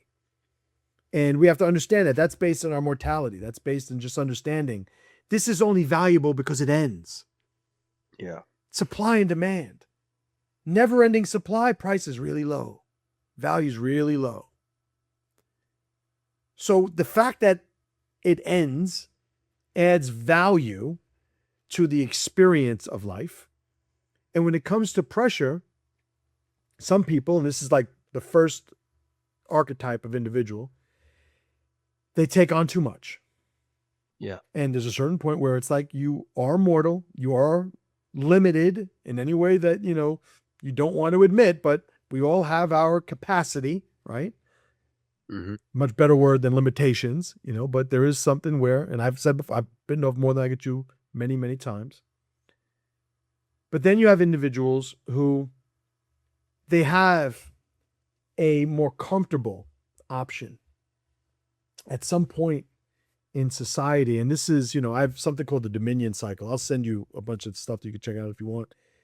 There is a cyclical nature to how, societies evolve. And there's a point where, it's the strong man, good times, weak man, bad, like that whole cyclical thing, but adding a little bit more nuance and detail to it, as I did, a couple of years back, because I was tired of hearing that saying. It was missing a lot, I thought. Yeah. There's a point where the weak people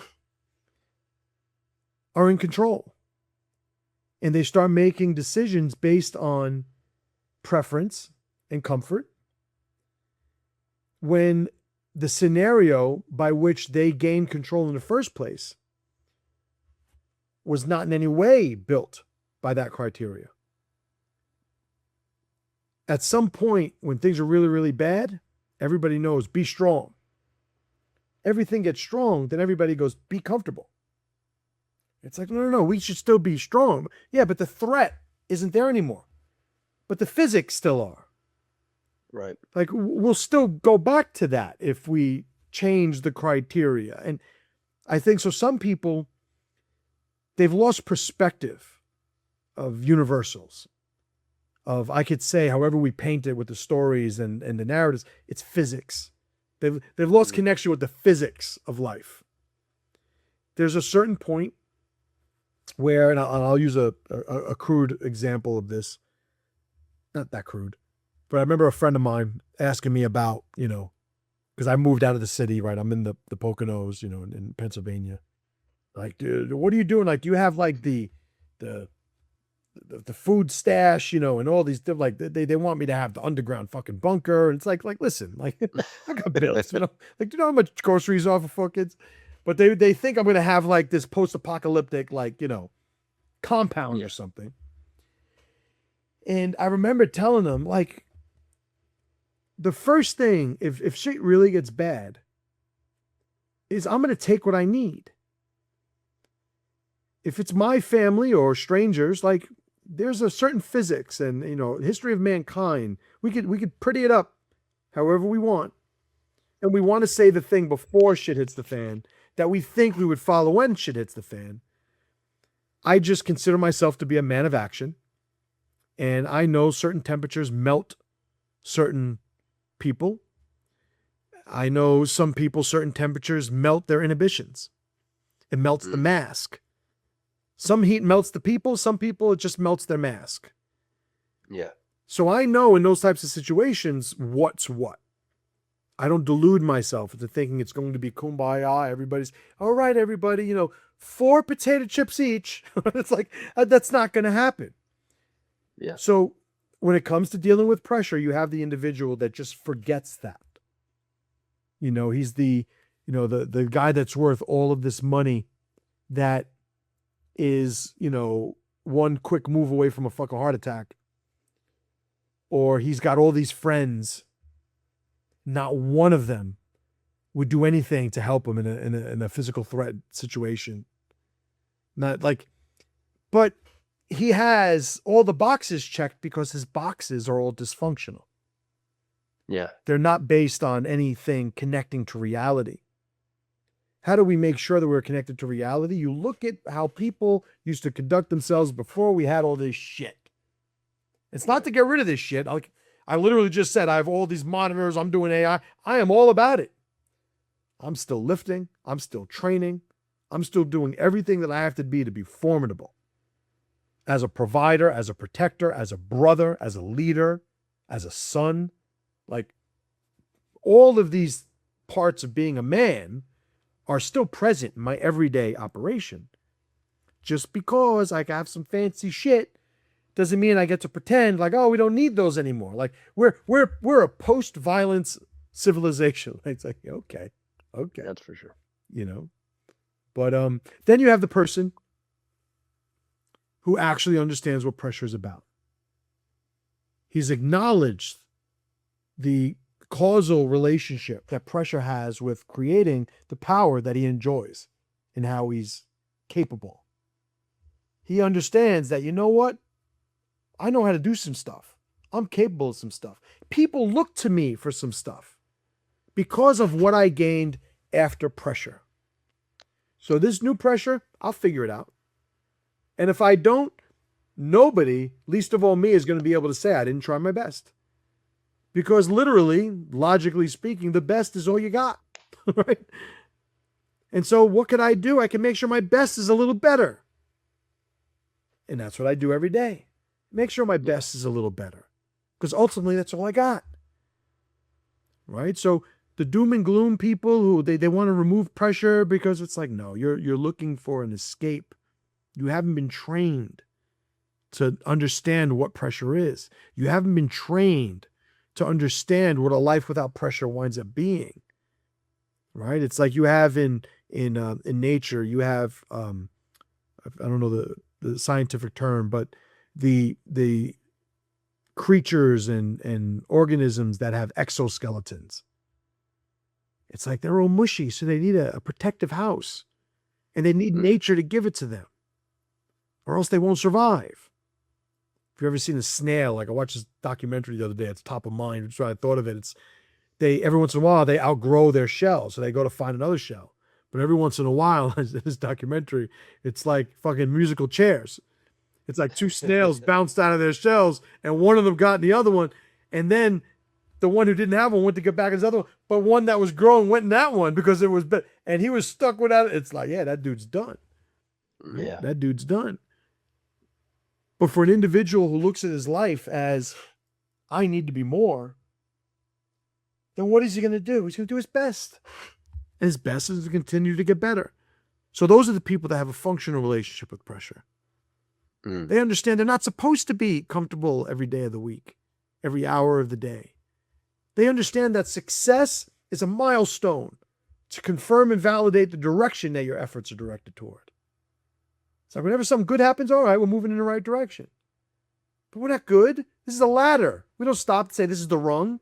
This is my favorite rung. Out of all the rungs on the ladder, I'm going to stay here. You can't just say this is the top of the ladder because it's the most comfortable rung.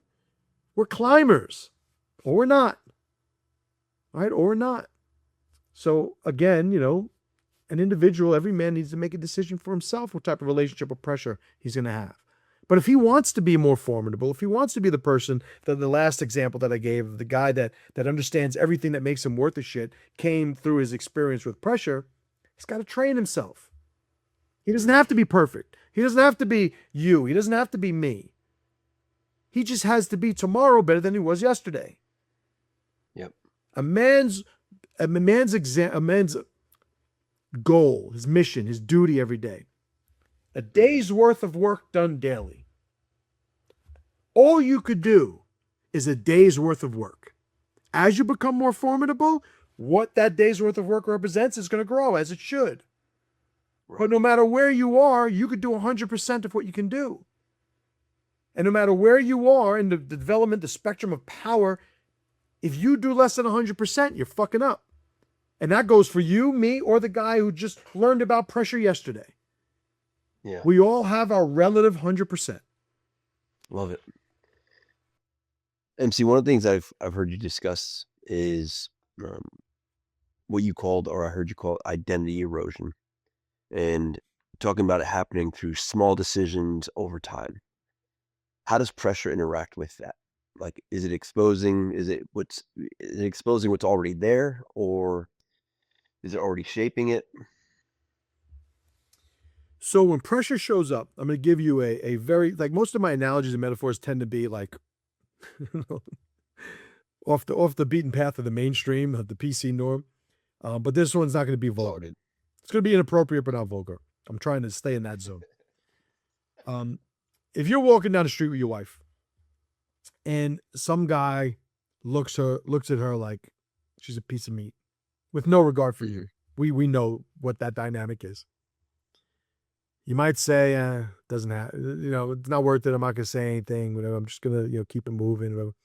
Second guy does it. Third guy does it. Fourth guy does it. Fifth guy does it. At some point, you have to say, okay, I'm running a bad formula here.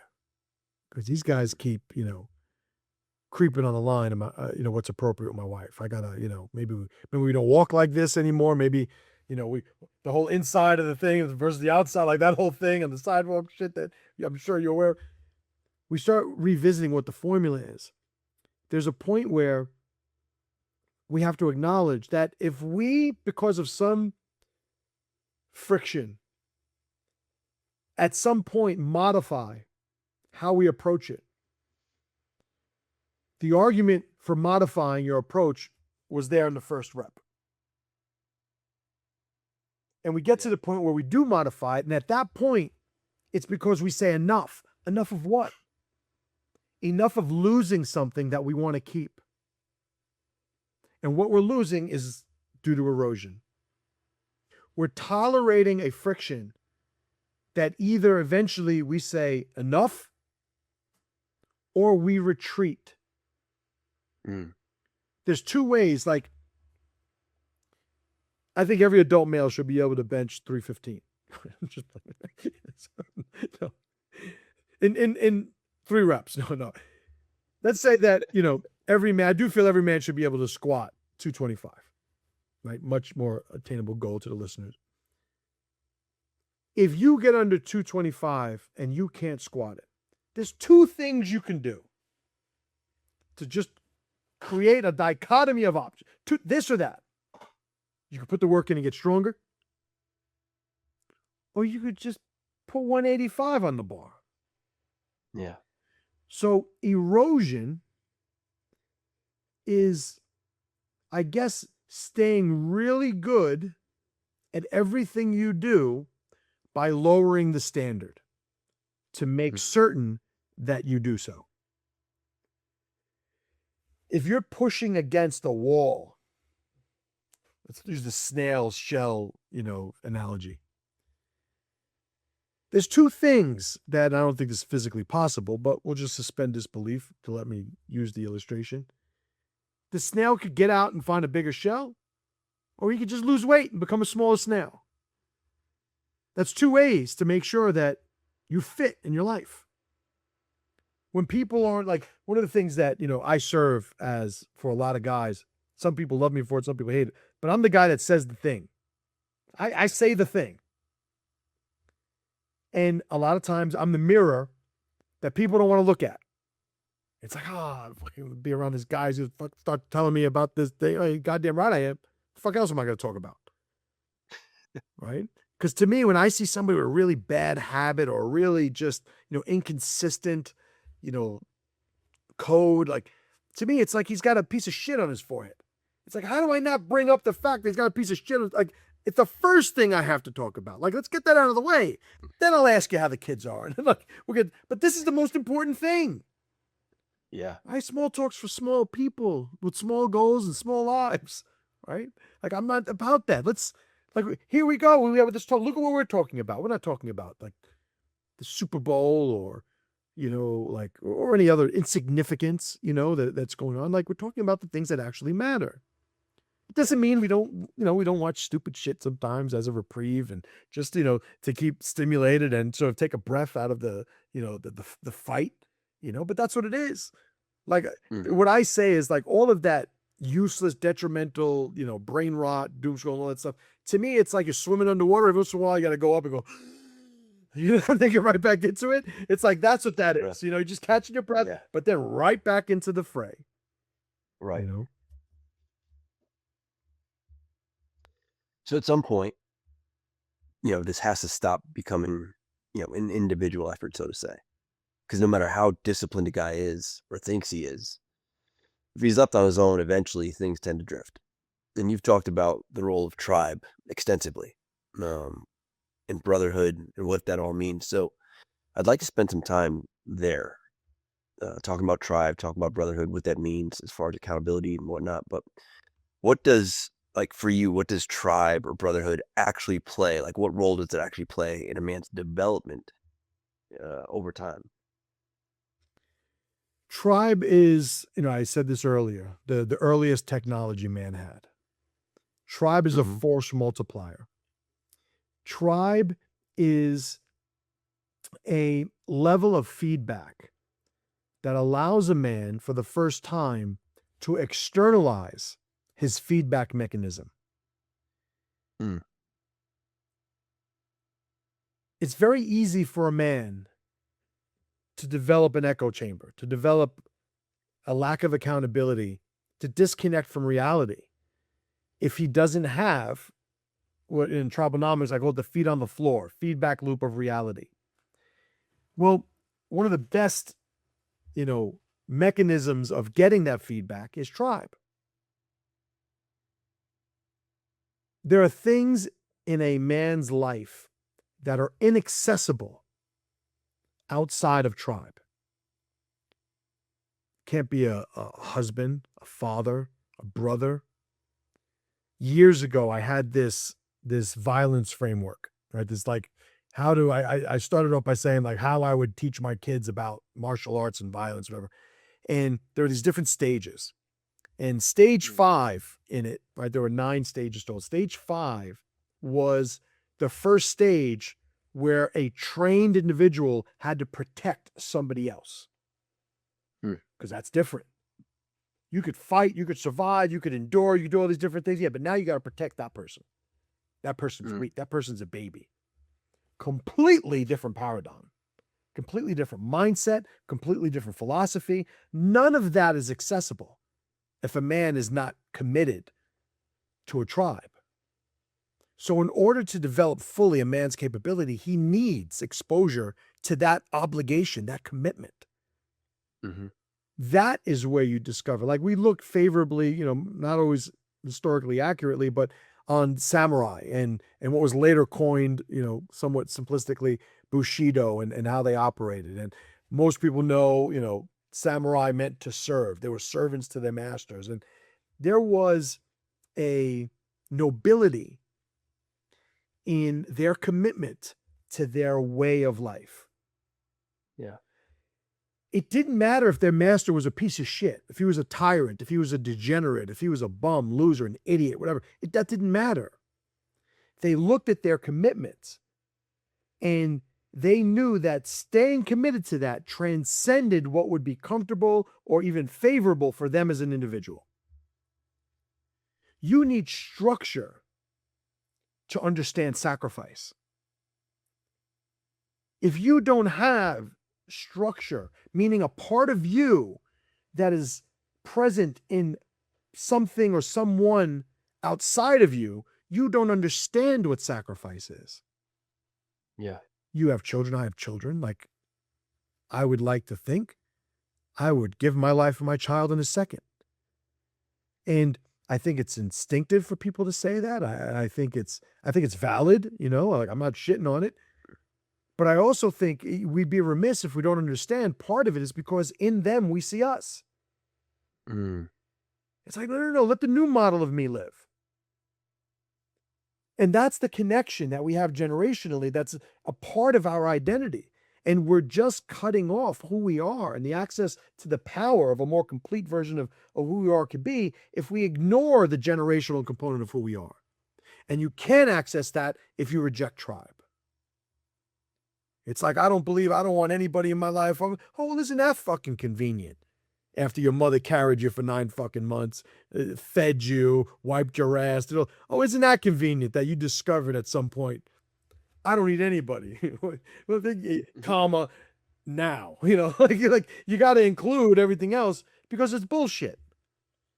It's like you're dysfunctional, you're selfish, you're weak, you're insecure. A lot of reasons why people don't want a tribe, but none of them is because this is the way to be. Right. And even like you get a guy like, I don't know, like Elon Musk or one of these guys that are like changing the world. It's like, well, some of these guys, who's the guy head of Apple? He's gay, right? I don't know what fucking his name is, but he's gay. Like, he ain't got a wife and kids. But understand, even the drive to change the world, who is he changing it for? Even he understands there's something transcendent to his identity. And he is trying to provide. He sees his value connected to how many smiles he could put on people's faces, how many lives he could change for the better.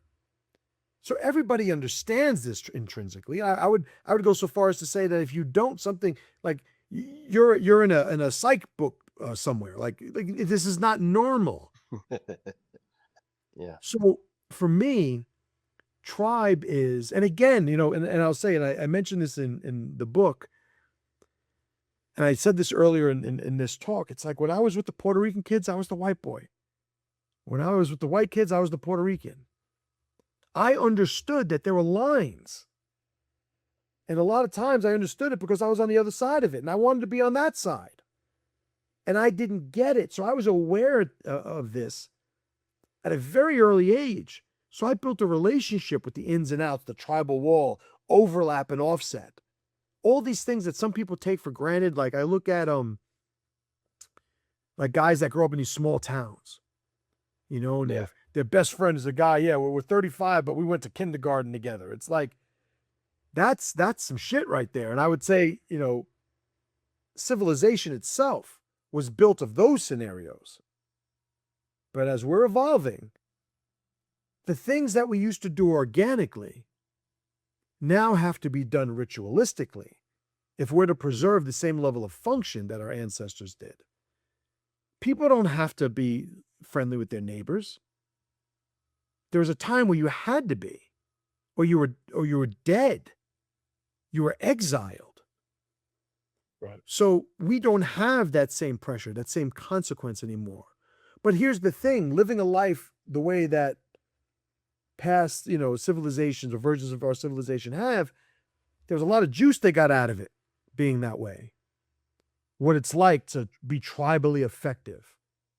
What it's like, and you'll see this like with SIOC, SDG, all the guys get together and everybody moves like one without missing a beat. Because everybody's on mission. Everybody's compatible. Everybody has a functional level of overlap, but just enough offset to keep it moving. When I talk about overlap and offset in a tribe, I use the image of a centipede. The centipede has a big body and all these little legs. Those little legs are the offset that every individual has from his collective tribe. Like whoever your tribe is, whoever my tribe is, we look at them and they're like, these are my people, but I'm also a little unique. I'm also a little different. But without that offset, there's no creativity. There's no movement. There's no stimulation.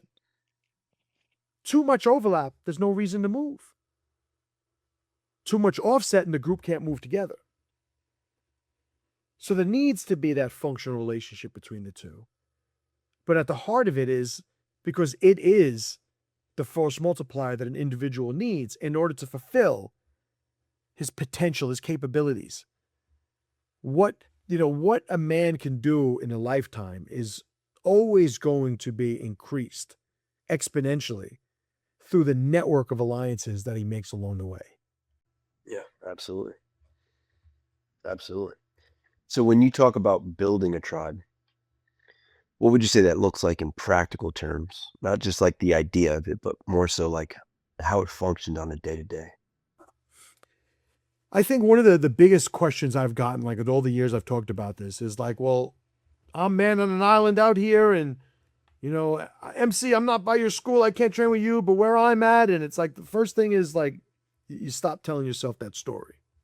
There's always, If there's not strong people, there's people looking to be strong. There's people who have being stronger was a little easier. They would get on that path. And sometimes it's be that. So functionally, it starts off with you being somebody that's worth a shit. And you will find that people who are also worth a shit are going to want to hang out with you. They're going to want to connect with you at a certain level. But you can't do it looking for them. It's like finding a wife. I don't know how you found your wife. Like, how did I find my wife? I owned a jiu-jitsu school. I was the owner. She wanted to do jiu-jitsu. She walked in. I was the guy. And I was a lot better looking being the guy at the front of the thing with the fuck, being in charge of her. I didn't start a school to find a wife. I didn't do jiu-jitsu to find a wife. I was concerned and dedicated to the fulfillment of my power. I want to be as good as I could be in whatever it is that I'm doing. And my wife found me. Tribe is a lot like that. My best friends now, my inner circle, the guys that I'm with every day. These are guys that started as students of mine or allies connected to me in some way. And through pressure, that alliance becomes forged to where it's stronger and stronger and stronger. So in my 3 roads framework, my mastermind's called 3 roads for a reason. It starts off, the first road is self. You have to know who you are. You have to make yourself formidable. It's not about finding a group of people that align with you, because what if you're a worthless piece of shit? like, oh yeah, you joined the worthless piece of shit tribe. Yeah, that's not, don't tell anybody I told you to go there. It's like, no, make sure you are capable of being valued in a strong tribe first. So the 3 roads, it starts with the road of self. Then, who are the group that we're going to hang out with? It needn't be this huge, massive group of people. It's not a number amount, even though we could talk about Dunbar's number, which is somewhat relevant to this at a certain point. But it's really a matter of who is going to help you be a better version of you. Because it's still self first. We could sit here and talk about how we sacrifice, but we get down to it. It's like, no, you're doing that because you think that's the best way to be. So it's still about you. It's still about your criteria. And there's nothing wrong with that. That's what keeps it functional, by the way. Think about how the country would be if everybody looked out for themselves first. Took care of your own shit. Right? What do they say in the planes? It's cliche at this point, but you have a baby on the plane, the cabin loses pressure, you put the mask on yourself first. Doesn't matter if it's a 2-month-old baby. Because if you're not worth a shit, who the hell are you helping? Yeah. So it has to be self first. And it needn't be looked at or painted with this selfish, label. Like, that has nothing to do with that. It's a terms of priority. It's a matter of priority. Because I look after myself, because when I do connect with somebody, they know that I'm valuable. So you connect with people who could multiply the force that you've already been cultivating. And that's the criteria. Oh, this is my best friend. Why is he your best friend? Oh, because I've known him since he's 5. Is that your criteria? Yeah. You've known him a long time. No other criteria. Now he might know you really well. You might know him really well. And that alliance can be absolutely overlapped and significant. But when we talk about tribe, I know a lot of friends that I grew up with that if I saw them tomorrow, having not seen them in 30 years, we would laugh and hug and have a great time. But at the end of the day, it's like, yeah, I got to get on AI. Like, I got some shit I'm working on right now. Like, it's good seeing you, man. But, seeing another 30 years, I guess. Like, and it's okay. Because even though we're allies, we have that history. We're not tribe. We're allies, but we're not tribe. There's a difference. Right? And so finally, you make yourself formidable. You find the formidable group of people that allow you to multiply that force while also contributing to the collective synergy of the group. Well, what's the 3rd road? That's value. That's the output. You make yourself powerful. You surround yourself with powerful people. And then it's watch what you could do now. Because ultimately, not everybody could be in your tribe. So how do you build alliances? You make yourself formidable. You find formidable people.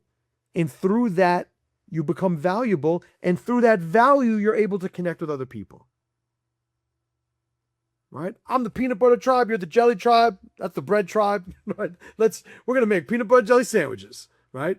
The peanut butter tribe ain't going to the jelly tribe. The bread tribe ain't going to the jelly. Like everybody's staying in their lane, but we find a way to create synergy at a higher level that transcends what exists in a tribal level, right? Mm.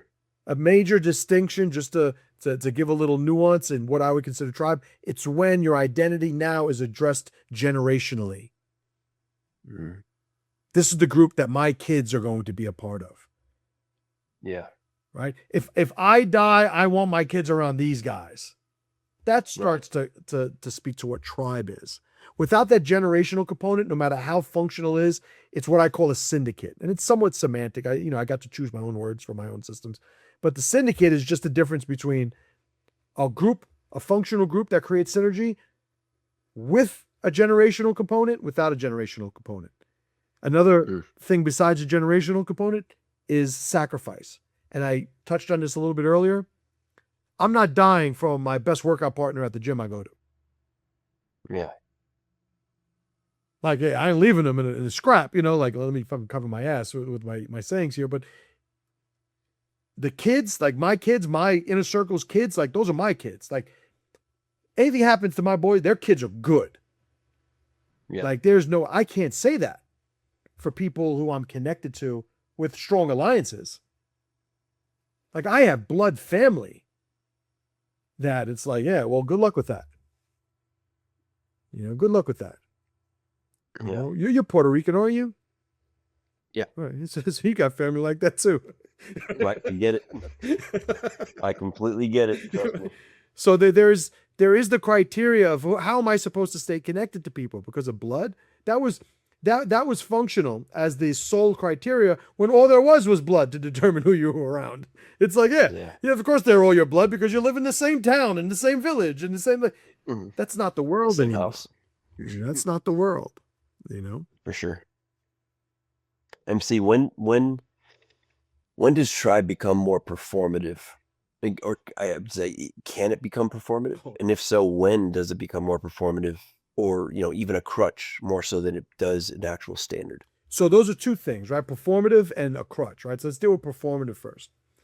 Mm-hmm. Performative is you could create the structure, but there's never going to be a consequence because there's never a standard. Let me use a different metaphor. The connection in which that performative tribe operates never gets hot enough where it actually sees what can melt. You could build a sand castle that could be incredibly impressive, but you could do everything but live in it, right? You could do everything but stand on it. You could do everything. A lot of tribes are performative because they're following. And the thing is, I just don't want to dismiss performing a tribe because it's like when I see somebody training in a bad martial art, it's like, it's good. You want to train.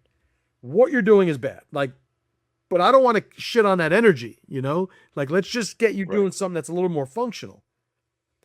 Some people perform tribe because they think they're supposed to. They'll still get access to in-tribe benefits, but there's never going to be a commitment. There's never going to be a point where they would actually sacrifice their self for it. Because that's what tribe comes down to. This is something I believe in. This is something that I'm dedicating myself to. I'm investing my resources, even generationally. People that are performing, it doesn't have to get that serious because they're not facing serious things. It's like I remember when I left my junior high school and went to that school, Bronx Science. A lot of affluent kids, a lot of kids that didn't grow up in the neighborhoods I did. And one of the things you see are kids where they came from, they were tough. But now they were in this mixed bag of different, like they were tough. I remember I thought I was a great football player. And then I got to college.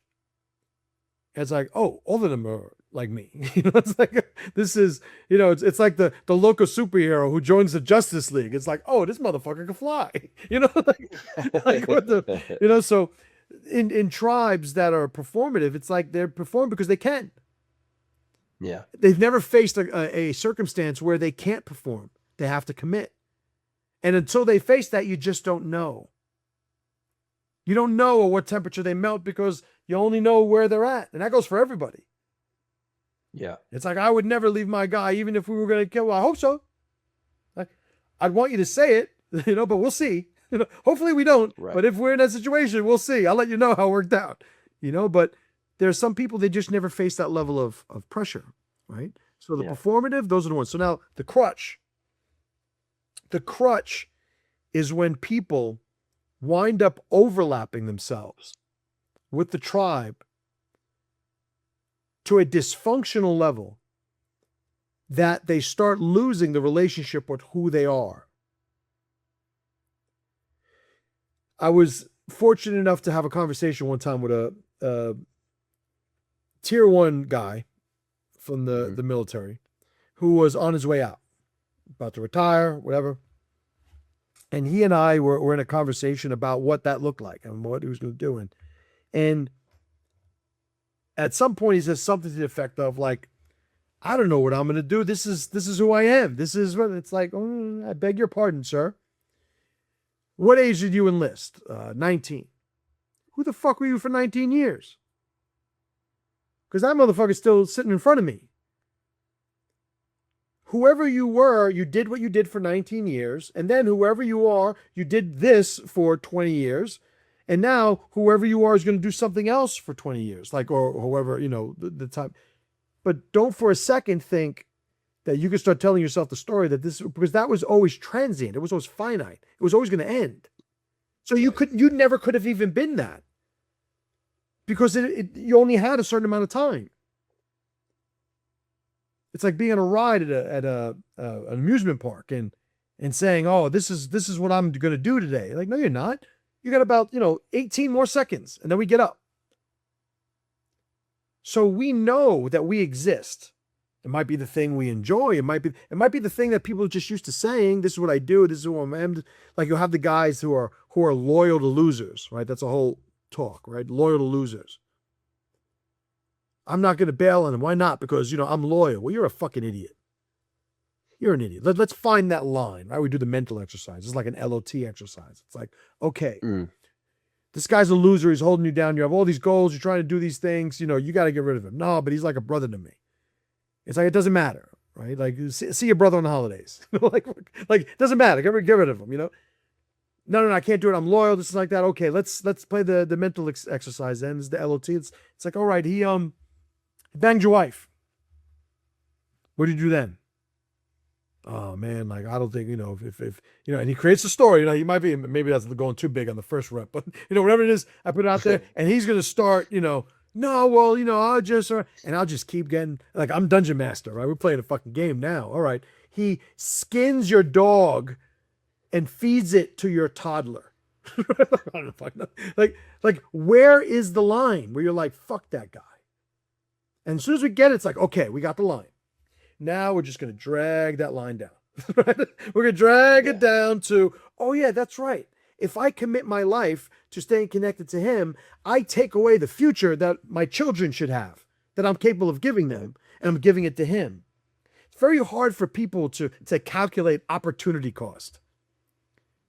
They could see consequence sometimes. Sometimes that's even a jump. But then opportunity cost, a little bit more sophistication, right? A little bit more processing, a little bit more abstraction being held in the working memory for a little bit to talk about opportunity cost. It's like, it's not that you should bail on him because he's bad. You should bail on him because every alliance is an arc. It's like this one's jumped the shark. It's like it was cool. It peaked. If you look, think back, it peaked at this point. That then it was like, all right, it's like the last couple of seasons of a lot of favorite TV shows we might have. It's like, kind of shitty once that guy left. It's whatever. That's what you got to let it go, right? Nietzsche says that which is falling should be pushed. That which is falling should be pushed. Actually, translate must be pushed, right? But I'll put the Diet Pepsi version, right? Should be pushed, right? Yeah. It's like, if you're connected to somebody right now and you're like, man, I'm like, all right, get rid of them immediately. No, but that's safety. That's safety. That's insecurity. That's a narrative. You like telling people, oh, I don't want to be a loser, but I'm loyal. So I have to stay connected to these people. So it's actually noble that I waste every opportunity I have. That I undervalue and don't appreciate every asset that I have. That I completely ignore all the sacrifices my parents made for me. I made a video about this a couple of weeks ago, when this is true, and even now, like I'm trying to not get emotional about it because it's happened before. It's like I grew up and I saw my father struggle. I had no fucking idea. Like there's times where I have childhood memories of my dad going through some stuff. And like your dad's like your dad. Like, but I'm thinking about it. It's like I'm older right now than he was when he was going through that. It's like things that my father was going through when he was 40, 45, 35, 30. I'm 51 already. It's like, holy shit, he was younger than me. And he didn't even have good parents.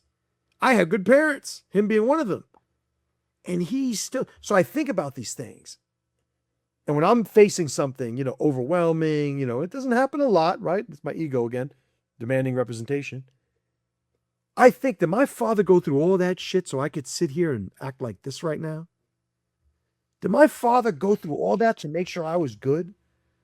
So I could sit here and say, no, I don't want to. It's never going to work. It's like the most disrespectful way a son could be to his dad is to completely just ignore the sacrifice that the father made, right? It's becoming, social media viral nowadays, that thing, your dad's the only guy that wants you to be better than him. I don't think that's necessarily true, but I know it's absolutely true that he's in that group, that he was the first one. Yeah. I look at my sons right now and it's like, I want them to be better than me in every way imaginable. And that's my job. I feel like that's my job, but it's my passion. It's not my obligation. It's my passion. Yeah. And I must think that my father looked at me like that. So when I'm facing something, it's like, no, man, I can't do that. Now, mind you, just pulling the camera back for a second, taking the meta perspective, this is tribe. This only happens in tribe. These things only happen in tribe. I have a picture of my father right here, my dead father right here. Every day I talk to that picture. Every day. Because it's the connection that keeps me moving. It keeps me moving, right? You ever watch Star Wars? Of course, yeah. So there's that scene in, I think it's Return of the Jedi. That was the last one with the Ewoks and shit, right? At the end, when you had like the I don't know, the spirit versions of the Jedi who are dead. Yeah.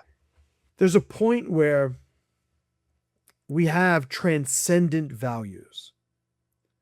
Representative of those values are transcendent allies. The transcendent allies are the personified versions of these transcendent values. You ever hear the phrase, never meet one of your heroes? Yeah. The reason that is sound advice is because they can't be heroes as soon as you touch them in reality. Yeah. The whole value is like I'm a big fan of David Goggins. And I have a guy in my mastermind group, right? Shout out to Lane if he's watching this, where he's like, he don't take care of his kids, right? And I'm like, motherfucker, will you just watch him run and talk shit? Like, we're going to go over his taxes? He's like, MC, these are his kids. I'm like, will you let him live? Because to me, David Goggins isn't a real person. So I can't use my real person things on him. He's not a real person. If somebody was like, oh, David Goggins is going to be, I don't fucking care. Like, I'm a heterosexual married man. The fuck do I care if David Goggins is going to be over there tomorrow? Like, what the fuck? Like, that's okay to me, right? But David Goggins, I watch his videos all the time. They get me fired up. Yeah. Right? Like, because it's a transcendent alliance. And he is the personified representation of that transcendent. Well, here's the thing about ancestors, our family, our loved ones. They become those blue Jedi, right? I gotta think of a cooler way to say it, the blue Jedi, but they become that transcendent value and force Yeah. that we could stay connected to. And My father passed away. I love him to death. He'll never make another mistake. He'll never do anything that I don't like again. He'll never do something that I should have thought he should have did something else. He'll never do any of that. So for me, he is the perfect version of him forever. Because that's the value of transcendent alliances, right? And, I don't want to get into religion, right? Because I don't care, but I'm just saying, like, transcendent alliances is a incredible source of power for people. And I would say one of the biggest reasons is because they can't dirty it with their infallible habits and tendencies and drives. It stays pure when it's out of our reach. And that's why it serves as a North Star sometimes for us when we're in our darkest times. It is the light at the end of the tunnel because we can't touch it. Because when we're fucked up, we'd break the light bulb if we could. And that's the value of that. But again, only happens in tribe. Right. Right? So men will find the deepest parts of their power accessible only through their love for other people. And it's that extreme willingness to sacrifice, to just refuse to accept circumstances as they are. I don't know if I have enough, but you can have it all. That only happens with the love that comes from tribe. All right, so I want to touch on something briefly that comes up a lot these days, and that is the subject of nicotine. There's a growing body of research around nicotine and its cognitive effects, specifically its ability to increase focus, alertness, and reaction time in the short term. We've personally found benefit in using it responsibly in the right context. So for myself and the rest of the team at AHT, if we're going to use something, we just want it to be clean, consistent, and controlled. And for us, that's where Zimo comes in. So if you are already in that lane, kind of already tracking on this, or at least considering it, you can support those who support us by going to zimopouches.com and check out what they have to offer. If you decide you want to make a purchase, feel free to use our partnership code at the checkout. Partnership code is AHT20. That's AHT20, and it'll save you 20% on checkout. So we appreciate you guys. Thanks. So looking at it honestly, do you think a man is more likely to fail from a lack of discipline? Or a guy who's in a tribe, is he more likely to fail from a lack of discipline or the lack of the right tribe, right? That being around the right people, the right alliances? So, a couple of things. We got to talk about right and wrong. We got to talk about failing and succeeding. All these things, like they're dots on a spectrum. I'm of the belief right and wrong morality is very much connected to the individual. You'll have people with completely incompatible views that have their own moralities, and they'll all day long say, mine is right. No, mine is right. And if I was there passing judgment on them and they came to me, which one is right? Right. Is mine right or is mine right? My answer would be yes. Yes. It doesn't matter. I used to debate about religion. I used to consider myself an atheist, and I don't anymore. But I found that the battles I used to have when I was an atheist, right, and I used to call myself like an anti-theist. It was like the special forces of atheists, right? I was like it's like, what? You believe in who?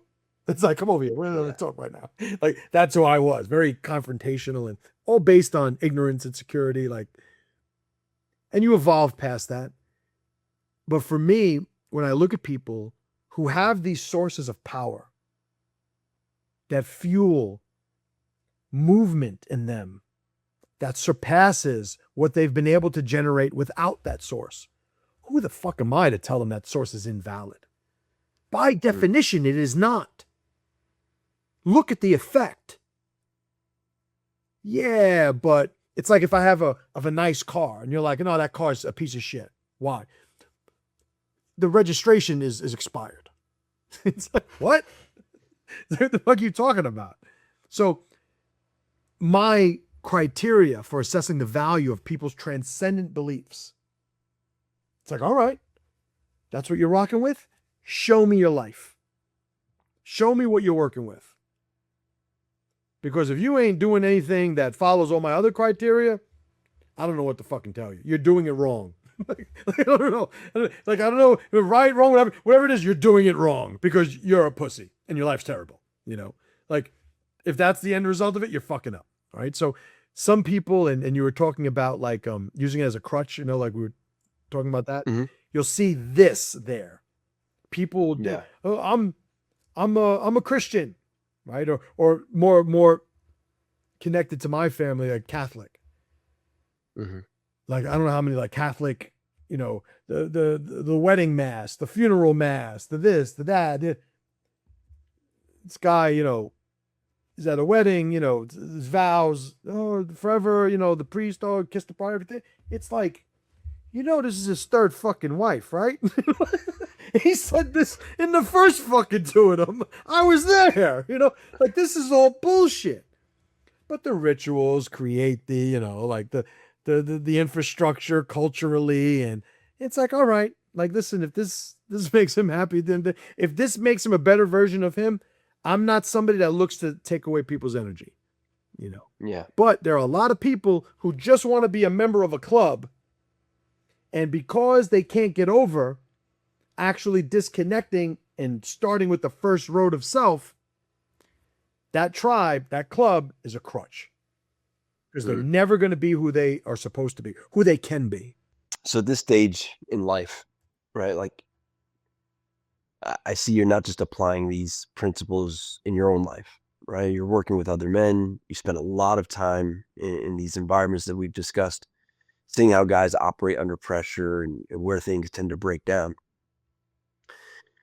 When you're working with these guys, right? The guys in your circle, guys that you mentor, you used that word before, so I'll use it. But what are you actually looking for early on? Patterns of behavior, seams, blind spots? Great question. What stands out first to you? So the first thing is I have him explain to me who he is, what it's about, what he's trying to do. It's like, tell me the plan. Tell me who you are. Give me the report. Give me the breakdown. Give me the DNA of everything. And then I go, okay, so let's look at what you're doing every day. And then I go, wait a minute. You said you were this. You said you wanted, but you're doing this. It's like, does this lead to that? I don't have to make any value judgment. The first thing I do is I point out all the inconsistencies. So then I go, once we acknowledge those inconsistencies, I say, okay, so do you want to be this or do that? Right? Like, let's square that away first. Because if you want to do that, then you're not that. You got to be this person. Right. But if you want to be this, you can't do that. You got to do this. So the first thing I try to do is align people's identities with their actions. It's like you can't lose weight by overeating every day. Right. And to say, yeah, but I want to lose weight, at some point we got to question the validity of that. Yeah.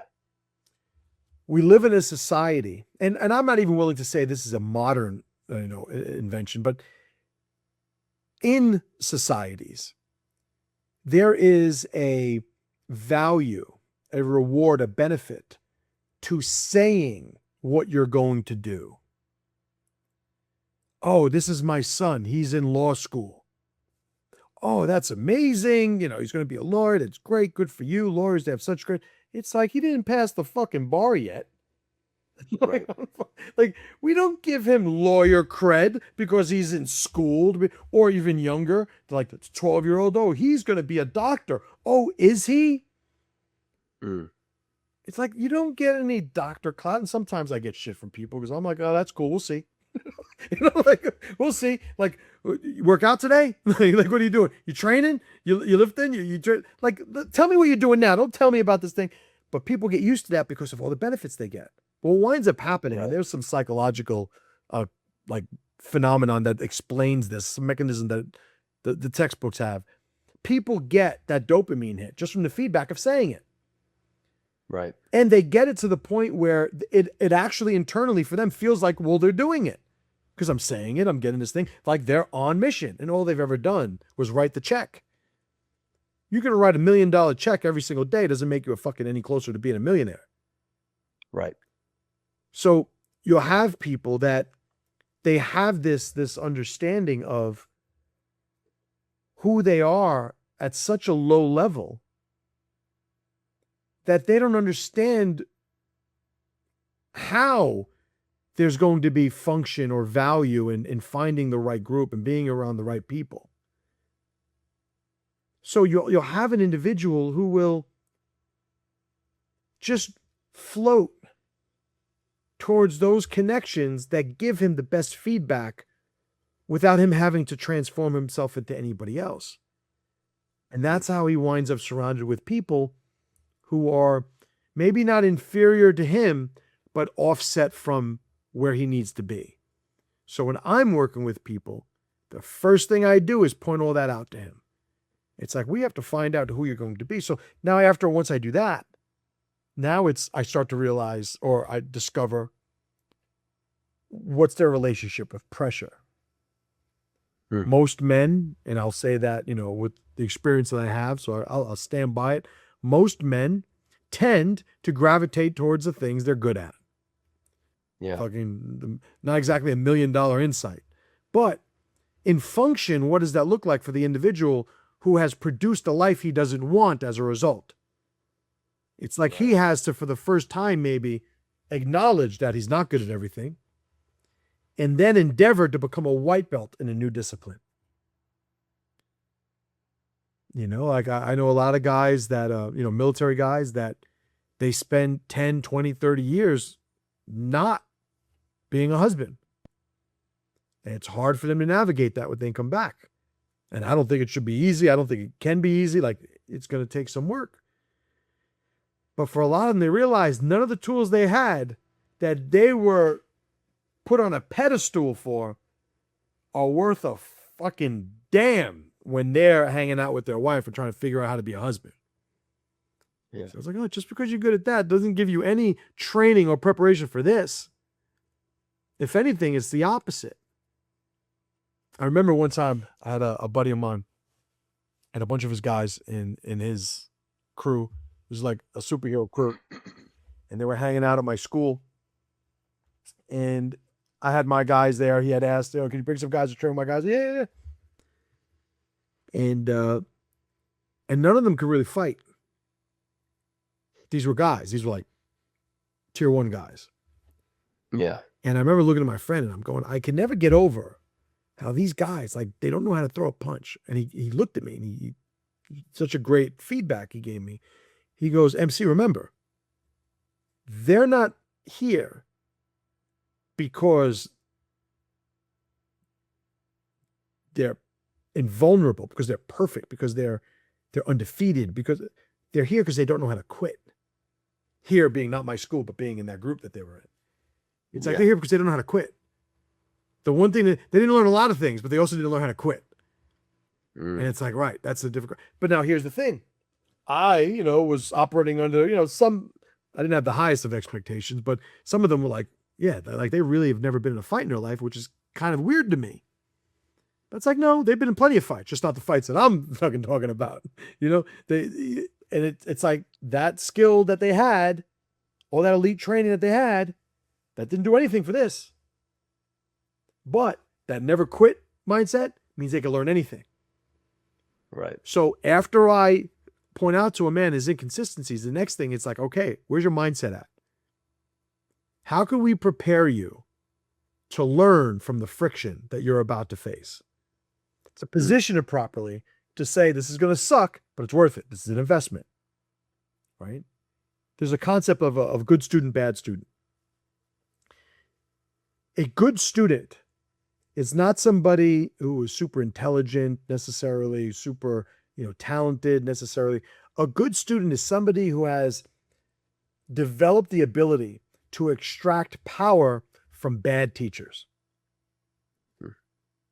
It's like the guy, I'll take Mike Tyson, my favorite boxer of all time, Mike Tyson. Terrible boxing coach.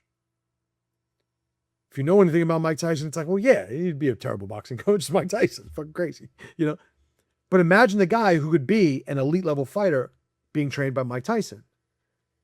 Incredible student. Right. So being a student is somebody who knows how to put on the white belt and shut the fuck up. How to extract the power from somebody who is powerful but never developed the formulas to transfer that power.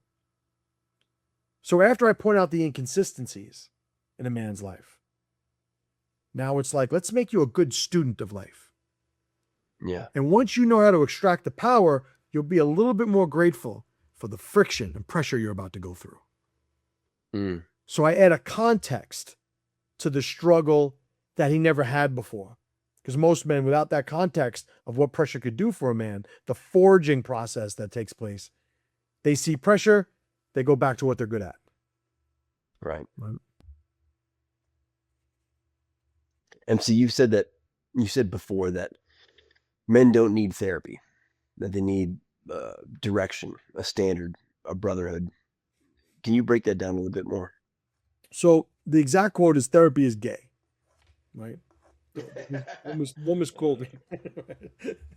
So the idea of it is, most therapy modalities, most therapy systems, philosophies, disciplines, it's really connected, to this Freudian, tell me about your mom, tell me about, your dreams, tell me about all this other abstract shit. And we're going to try and do some complicated process to somehow get in a time machine and go back and make some shit that happened not happen in your head. Like, whatever the fuck. And it's like, no.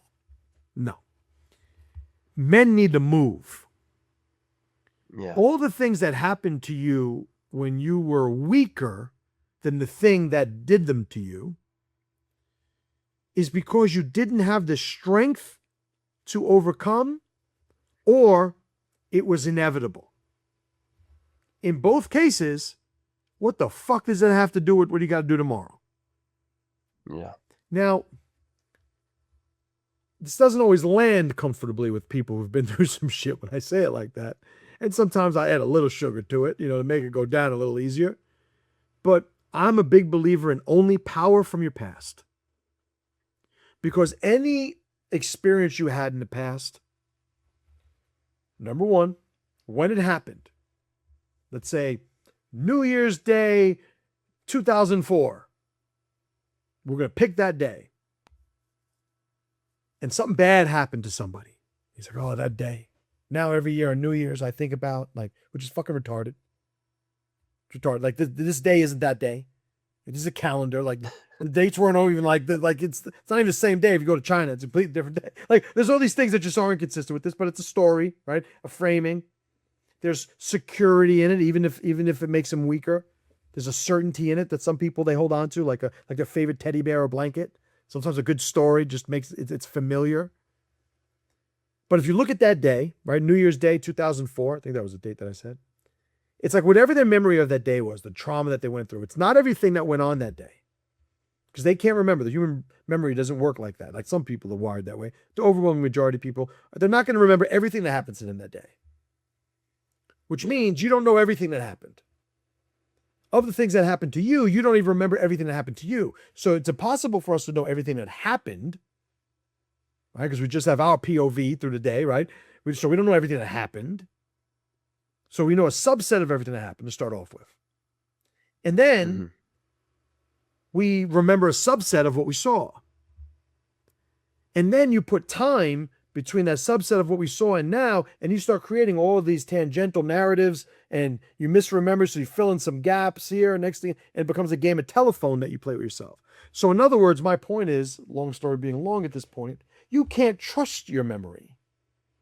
So all I do is I remember the things that make me stronger today. If I was, like it said in MMA, I was 3-8, right? Let's say I won 3 and I lost 8 fights. I'd be telling everybody about those 3 dudes I fucked up. There's a point where we have to understand this life is so limited in time, right? Mortality is a thing. How much time? How many days are we supposed to live over and over again? It's like, how many tomorrows are we sacrificing for one yesterday? It's like, no, that day got one day, just like tomorrow's going to get one. Every day gets one day. It's like, oh, but this fucked up thing happened. I get it. Terrible. Sorry to hear it. Did you get anything positive out of that? No. Then forget it. Yeah, but it happened to me. Yeah, you said that. Forget it. Sometimes you listen to sex victims, right? People who've been abused sexually. You know, that's usually like the big one, right? Yeah. No pun intended. And you have an individual who talks about it. Some of them, like, you gotta stay with me here.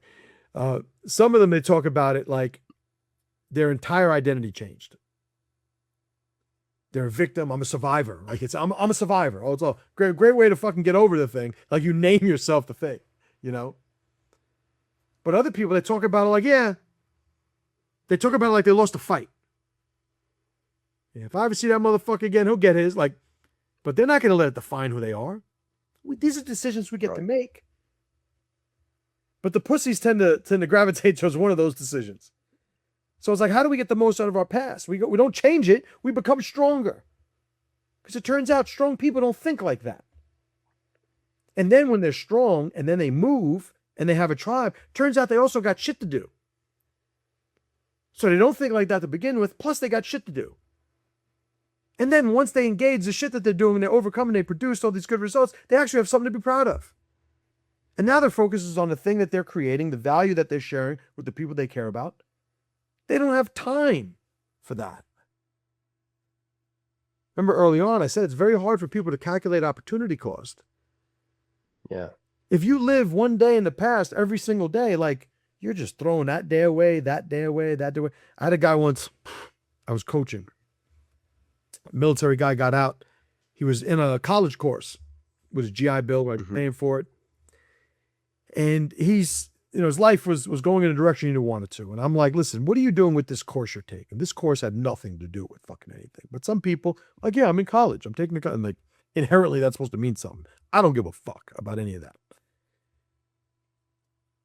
So I'm like, what are you doing? Now, this guy, his father had passed away not too long before he started coaching with me. And he was very close to his father. It was like a thing that he was processing and everything. And he's talking about this course. And I'm like, listen, like you're trying to do this thing, you're trying to do that thing. You're still going to this course. This course isn't connected. Oh, but it's, and then he said, but the GI Bill pays for it, so it doesn't cost anything. So I said, it doesn't cost anything. I said, how many hours do you owe there a week? He's like, 3 times a week, 2 hours a night. So 6 hours. Yeah. 6 hours a week. Yeah. How many weeks you been going? 8 weeks. All right. Fuck it. 48 hours, right? I couldn't pick a simple number. I had to pick 8 or 8 and 6. So 48 hours, right? In public. I'm like, what would you do to get 48 hours? So have 48 hours with your dad. So don't fucking tell me it's not costing anything. And that punched him right in his chest when I said it. Yeah. And it's just a perspective change, a paradigm shift. It's a gratitude. It's like, no. Fucking every day you're here is a fucking gift that you were given. And I don't need to attach a story to it's like, because you could have not had it. A bunch of motherfuckers that were alive yesterday aren't alive today. A lot of people don't wake up every morning. You did. It's like, so shut the fuck up telling me it's not costing you anything. It's costing you the most thing. The most valuable thing you have. So it's a perspective thing for some people. They don't walk through life looking to add power. They think it's, and a lot of it, there's a certain point where I understand why they're like this. They're still responsible for fixing it, but it's all they hear, especially generationally. Like the days are gone where, you could have the 3-bedroom house with the 2-car garage for, $30,000 and you're making $26,000 a year but you're living on the high, like those days are gone. There's people making $200K that can't afford a house these days. So I get sometimes people are like, oh, well, it's like, well, these are the patterns that produced happy people that I know. So I'm going to advocate for those patterns, but they're regurgitating observed patterns. They're not computing variables in the now. Right. But what exists outside of all these patterns are universals. Be strong, have a tribe, like be grateful, like keep it moving, like all these things that I put on that top tier of codes of laws. It's a formula. It's like, yeah, these are the things that we have to sort of install into our daily scenario. It's like, well, don't be a bitch. Be grateful. But I have this whole list of things I can read to any scenario I'm in, and it'll give me a better direction to go in. Yeah. All right. And so you touched on how like dudes lose perspective and they start to drift. How they, eventually lose themselves over time when that happens. And what that looks like when it goes, essentially unchecked. But on the other side of that is what it takes to actually go the other direction, right? So like you've asked the question before that stuck with me specifically. You said, what does it actually cost a man, like to become what he said he wanted to be?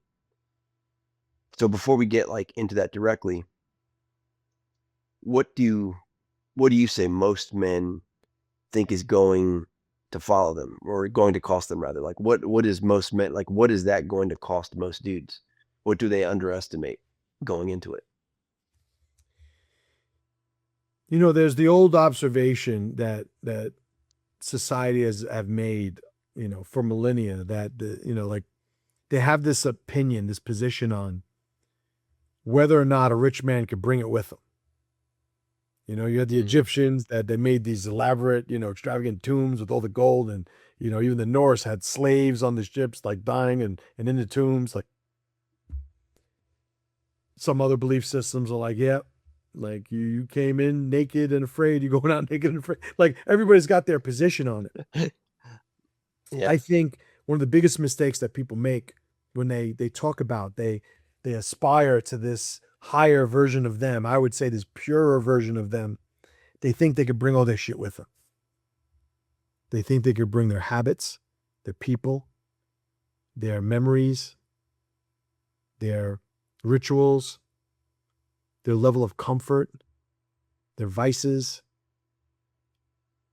Right in the beginning of the talk, I was talking about the individual, the identity. I said one of the things that benefited me is we moved a lot when I was a kid, so I got to see I was the commonality in all these places. Like, oh, there I am, and I never had a blurred line between me and my environment. Well, you'll have people when you talk about levels of power, they have that problem. They're like, well, I gotta still go to to this gym if I want to be a pro. Like I've been going here since I'm a teenager, or I got to go to this school. I'm the coach. That's my coach. He's been with me since day one. In order to have what you've never had, you have to do something you've never done. If you want a life that you've never had, you have to be somebody you've never been. People, they don't go 100% committing to that logic, that old wisdom. It's like, yeah, you can't do that. I remember when I started training jiu-jitsu, I was obsessed. 2000, 2001, 2002, obsessed. I had friends that I used to lift with. I used to play basketball with. That we'd go to the the movies and try to pick up girls, and like we had this whole thing that 20-somethings do, single guys and stuff. And then it's like, yeah, I'm doing jiu-jitsu. You should do it. No, I'm not into that. No, when are we gonna hang out? Well, I'll be here every day. Like you can hang out with me every day. There, like that's where I'll be. Right. I can't say never because that'd be full of shit. I would say it was never a problem with me keeping it moving. Yeah. I would never be disloyal. I would never overcommit and underperform. I would never betray one of my people. But I also understood, even though I may not have had the terminology for it, I understood the arc of an alliance. In order for an alliance to stay valid and functional, productive, it needs to renew itself. After one arc, there's another arc and another arc. And what winds up happening is an alliance that you have with somebody, when looked at, representationally, these arcs look like stairs. And the stairs go up. But to have this one arc, it's like, I'll do it opposite because you're looking at the camera. So you start here and then you peak in this relationship and then you're here and it's like you're just hanging out right there. It's like, what are you doing? When I talk to business owners and about firing people, and it almost sounds like they think I got some game for it, or I got like this is how you get out of it. Like they want to position it that way. But my whole thing is, it's like if somebody needs to be fired, you need to fire them, because chances are there's a better job out there for them, number one. So you're keeping them from that. You're keeping them in a reality where every day they get criticized and they're told they're not enough. That's not good to them. And number two, there's probably somebody else that would flourish in this job and you're not letting them have it because of some bad story about holding on to the end of this fucking arc with this guy forever because you're a loyal fucking idiot. It's not the way that this thing works. It's like, what's the goal we're trying to do? We're trying to just hang on to everybody as long as we can. Is that the goal? It's like, oh, this guy's such a great friend. Why? I've known him for 40 years. Cool. Why is he a great friend? No. I've known him for 40 years. Like, is that what it is? I remember I had an employee once, right? My first employee, not a bad guy. Right? I always feel compelled to say that. But one day he comes and asks me, he's like, MC, I was just coach back then, right? I didn't promote myself to master yet at that point, right? So he's coach. He's like, hey, coach, I want to talk to you about something. Hey, what's up? I want a raise. I'm like, a raise for what? And I was like blindsided with this. I wasn't prepared for the delicate nature of this conversation that it apparently was in hindsight. I'm like, for what? And he's like, well, I've been working for you for 2 years and you never gave me a raise. And I remember saying to him, and it was like my absolute truth. It's like, you want me to pay you more money for not getting fired? Like, I didn't understand that he wanted more money just because he worked for me for 2 years. So it's like, I don't understand, like, because in my head, I'm an entrepreneur. I understand I got to create this. If I want to do this, like everything is connected to value creation. And here's this guy asking for more money. But to me, it's like, well, why? What did you do? What, you didn't get fired? Like, I don't understand how that, and it was something that I hadn't really identified him as being a proponent of. This, what I call the employee mindset, right? The employee mindset, they show up every day. They have one job. Don't get fired. That's the employee mindset. Don't get fired. It's not the entrepreneur mindset. Right? So I didn't even know what the fuck I was talking about. It's the first time I lost my train of thought. These tangents are spirally. All of them. What would you say a guy has to give up or walk away from if he's serious about becoming like that man, right? Like he's looking at it, it's like, hey, I want to be this. You talked about like, hey, like, what do you want to be? What are you doing now? Right? Like in relation to that, what does a guy have to walk away from or stop doing in order to become that guy? What does he have to sacrifice? It's funny. Number one, I think sacrifice comes later. I don't think this is sacrifice. It's like, I don't think somebody like who smells like shit taking a shower, I don't think it's sacrifice. He's sacrificing or the dirt and grime and stench on his body. Like, I think it's, the process is becoming a purer version of who he is, right? Nietzsche says, become who you are, right? So there's this idea that you have all the material, you just have a lot of extra shit, like a sculpture, right? It's like you're this big block of clay, like you just got to get rid of this stuff, right? So I wouldn't use sacrifice early on. But the first thing he has to do, and it's so easy nowadays, is he has to say, well, who has gotten to where I'm trying to get to? What did they do? Right? Anthony Robbins says success leaves clues. There's a lot of people that have their take on this one thing. It's like you could model behavior. The first thing you could do is he could say, well, if I want what that guy has, I'm going to do what he does. Because it's either going to be the thing that gets you there, or it's going to be the thing that gets you away from where you're at. Either way, you're moving. And you'll learn. You get over that first hill, there's no way to see what was behind that hill from the starting line. So number one, start walking. Yeah, but I don't know what's behind that hill. Only one way to find out. That's what obstacles are. That's what new experiences are. That's what, new, putting white belts on and new disciplines are. Like all these things are about just moving. So the first thing that a guy could do is he could look at somebody and model it. So what does he have to not do, or what does he have to give up? Everything that doesn't align with that. Mm. The problem that happens with people, and I say it's a problem only because they say they want to get to this certain level.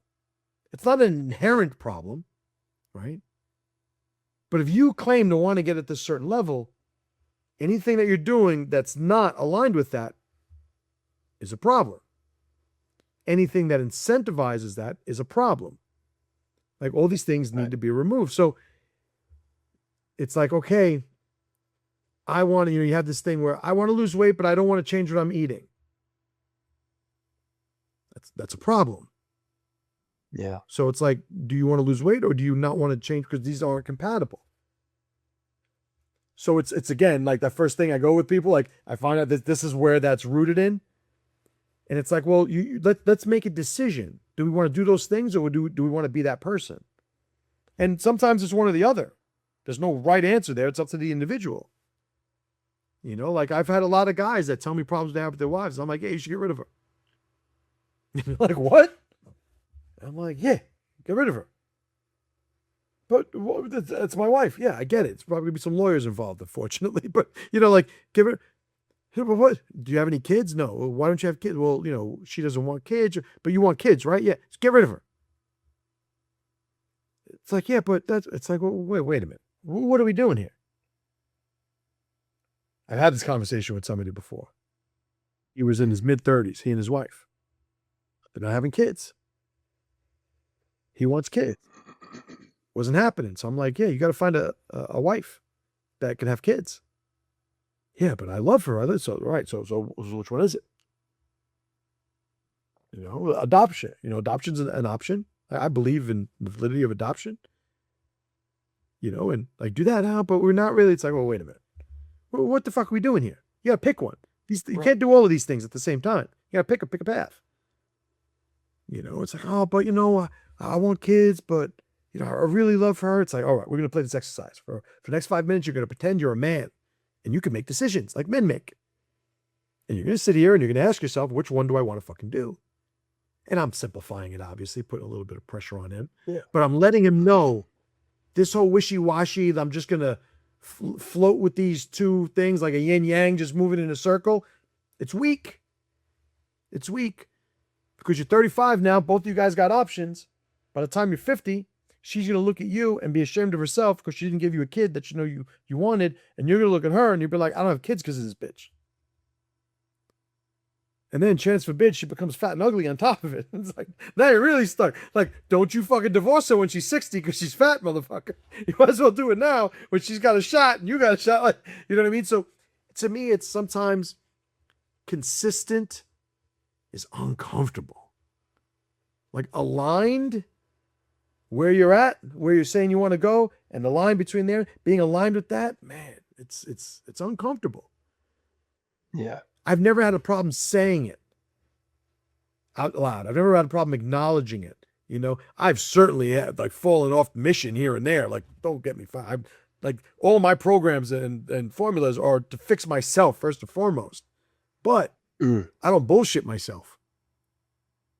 And the guy who's fat. Yeah, but I'm just, I don't give a fuck if I'm this heavy. I don't care. It's like, oh, all right. When you were in shape, what did you weigh? Like 180. What do you weigh now? 290. Okay. If you could press a button, a magic button, and turn to 180, would you press it? I don't think so. All right. 190. Well, and then you play the LOT again. Where you get, and then it'll get to like 240. Yeah, 240 is a good weight. All right, so you got 40 pounds to lose. And the only reason that you're not going to lose it is because it's not as easy as a fucking button. Right. Because you just said that's what you want to do. If it was a button.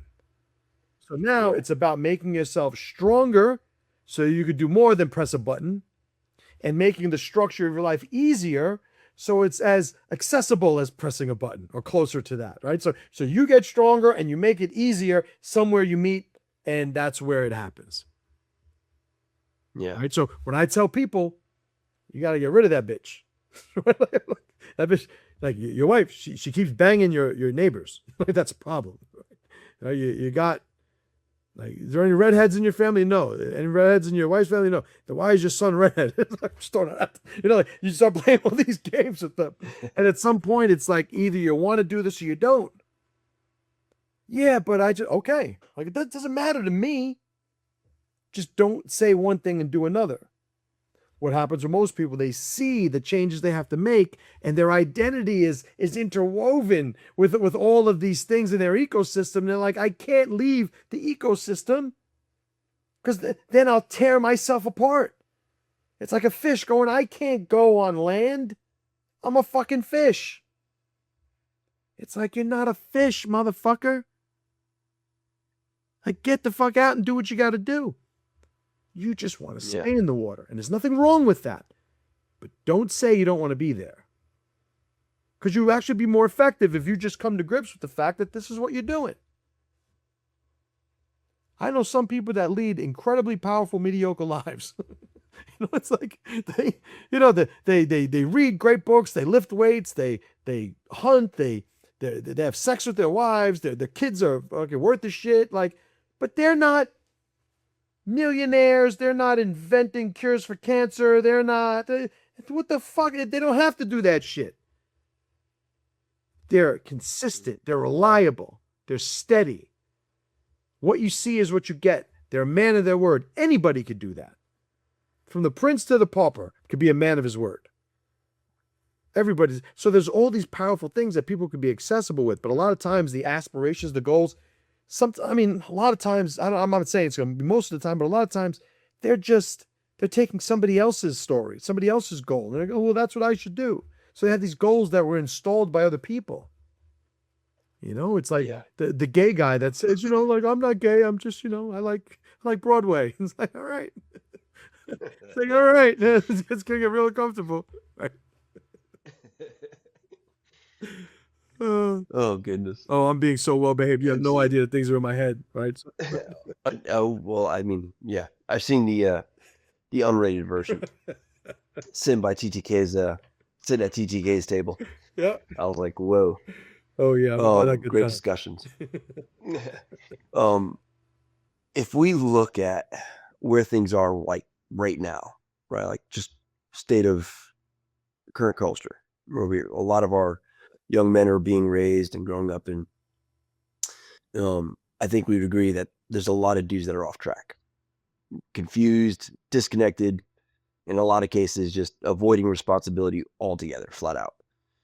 You've spoken to this before, so I kind of want to get your perspective on it, more directly. When you look at the current state of men, what do you think is actually off? I think they don't have a relationship with the physical world. And because they don't have a relationship with the physical world, they don't have a system that honors their physicality, which means their state of their body is controlled by abstraction. Yeah. Nietzsche says, and I tend to agree with him, the only reason we started talking, the only reason we have consciousness is to talk to people, is to communicate. This is the first technology, right? I was talking about this earlier. Consciousness came after. So to have people exist in their consciousness in the form of abstraction, which all digital, reality is, you wind up not cultivating those physical aspects of life and its experience that keep people rooted in things that actually matter. Yeah. When you have a 12-year-old who doesn't know how to have a conversation, but they are whizzes at this artificial stimulation exercise, a video game, or whatever the case is. Like, it's not impressive. In the aquarium, which is what I call, artificial society, like we all live in a society that people made decisions to make it like this. Out of the aquarium is living in a state of nature, unencumbered by men's decisions. But most of us live in the aquarium, and we ain't going anywhere anytime soon. You have this idea that the goals that we have, the aspirations that we have, are somehow inherently valuable, intrinsically valuable. But what isn't understood is that all these things were either installed or evolved in this artificial environment. This isn't how you become a good man. It's how you become a good man by the good man criteria of this artificial environment. Yeah. It's like, oh, this guy, this guy's got 10 cars. How many fucking cars does he need? Like, I don't know, but that's how much money he has. But why does he keep spending the money on cars? He likes cars. Why? What do the cars do for him? I tend to be a little bit more pragmatic when I talk about things like mind you, I spend money on stuff. And I don't mean to overlay my preferences on what morality should be or value more generally, but I do know that people have value systems that are based on artificial criteria that was installed by artificial circumstance, if not outright installed by other people. Yeah. I remember working at KB Toy Store in 1993. You remember that shit back in the day. Oh, goodness. And during a Christmas season. And whatever the thing was, I think back then it was the Madden, there's like Sega Madden. Oh, yeah. The Madden came out Yeah. back in the day. And people just violent. And the next one that comes out, they'll be just like that. Now, mind you, Right. the one that they were losing their mind to get, this year's Madden game, football game, is 12 months old. The new one comes out. And because the new one comes out, you see this for phones now. The new one comes out. Suddenly that one that you were ready to mortgage the house for is just a piece of shit. You need the new one. You need the new one. It's like, at what point do you realize you're being manipulated? Like, this is not real. Yeah. This value system that you're running is not real. It's not based in tangible value or a consistent, logic chain. It's like, no, you were convinced that you need this now, so you're doing it. Like the people with the Apple phones, right? I don't know where anything is. I cleaned up my desk because I was doing. I'm like, where's my? I have an Apple that's like 6 years old. Yeah. And I only have it because like I design websites and stuff for my clients and stuff. And I have a website business and I need to see what it looks like on an Apple, on an iPhone. That's the only reason I have it. So I can look at it. I have one of these, where is it? One of these fold phones, these things that open up, right? So, Whoa. And like looking at websites on this, Yeah. like I can't because it doesn't show me what it looks like on everybody else's phone that's actually looking at the website. So I have an Apple and I have a regular sized Android that I can put on Wi-Fi and look at the websites. It's like, all right, this is the way it works. This is the way the buttons work. And this is how I can check it. But that's the function of it. I get excited about buying things that are going to make me more. And again, I don't mean to make this about you should be like me or you're a fucking loser.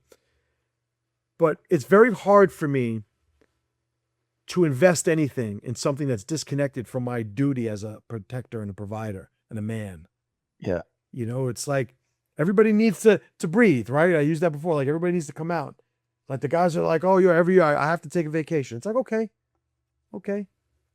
Just this morning, I was at the gas station up the road from me getting Monsters, right?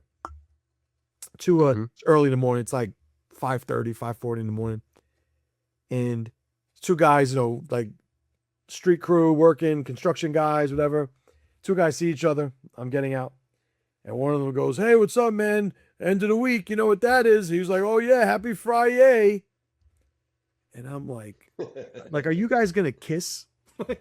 Because this is so gay. This little interaction you're having. It's like, what the fuck? These guys are big fucking. It's just so fucking terrible. Now, mind you, I could be a little bit of a fucking grouch, right? Like around the normies.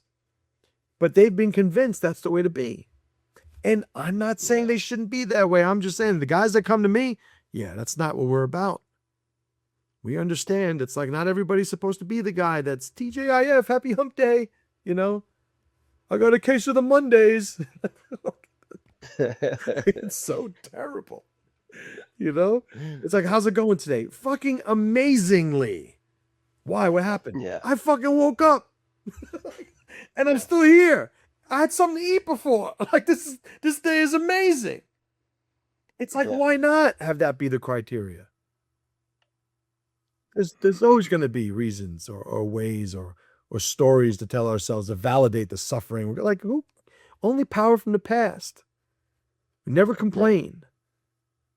Complain. What does complaining do? Unless you're a fucking sorcerer, like, and it's a spell, like complaining's doing nothing. All you're doing is you're speaking this abstraction that you're the one holding on to it. You're making it even more real by putting it into sound and letting everybody else hear it. Yeah. It's like, no, let it die. Stop talking about it. Absolutely. You mentioned earlier that a lot of the conversations that guys are hearing nowadays are entertaining. It either turns into chest thumping or apologizing for masculinity. So, in your opinion, like, what's it actually supposed to be? The first shirt I ever created, 2014, when I started my first podcast, The Pressure Project, was never apologize for being a man. Because we live in a society that has really blurred the lines of what our differences are between men and women and the utility of those differences. Admittedly, like, it's like, yeah, two people work at a company, they're working on a computer. Doesn't matter if you're a man or a woman. A lot of these things, it's blurred those lines of utility, as I said. Yeah. People forget what that utility actually is. People forget that everything that we've created was on the backdrop or against the backdrop of that diversity of roles between genders. So what you'll have is you'll have very aggressive, entitled women.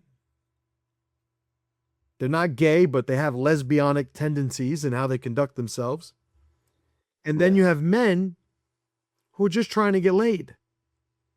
And all of the tools under which they were able to satisfy that aspect of who they are were removed from them. So they're sitting down. It's like playing a board game you never heard of. You're going to figure it out, figure out the rules. This is how I win. This is what I do. They think that the game that they're playing is the one that gives them the life that they want. But the problem is they have women telling them how to be better men. A woman can never tell a man how to be a better man.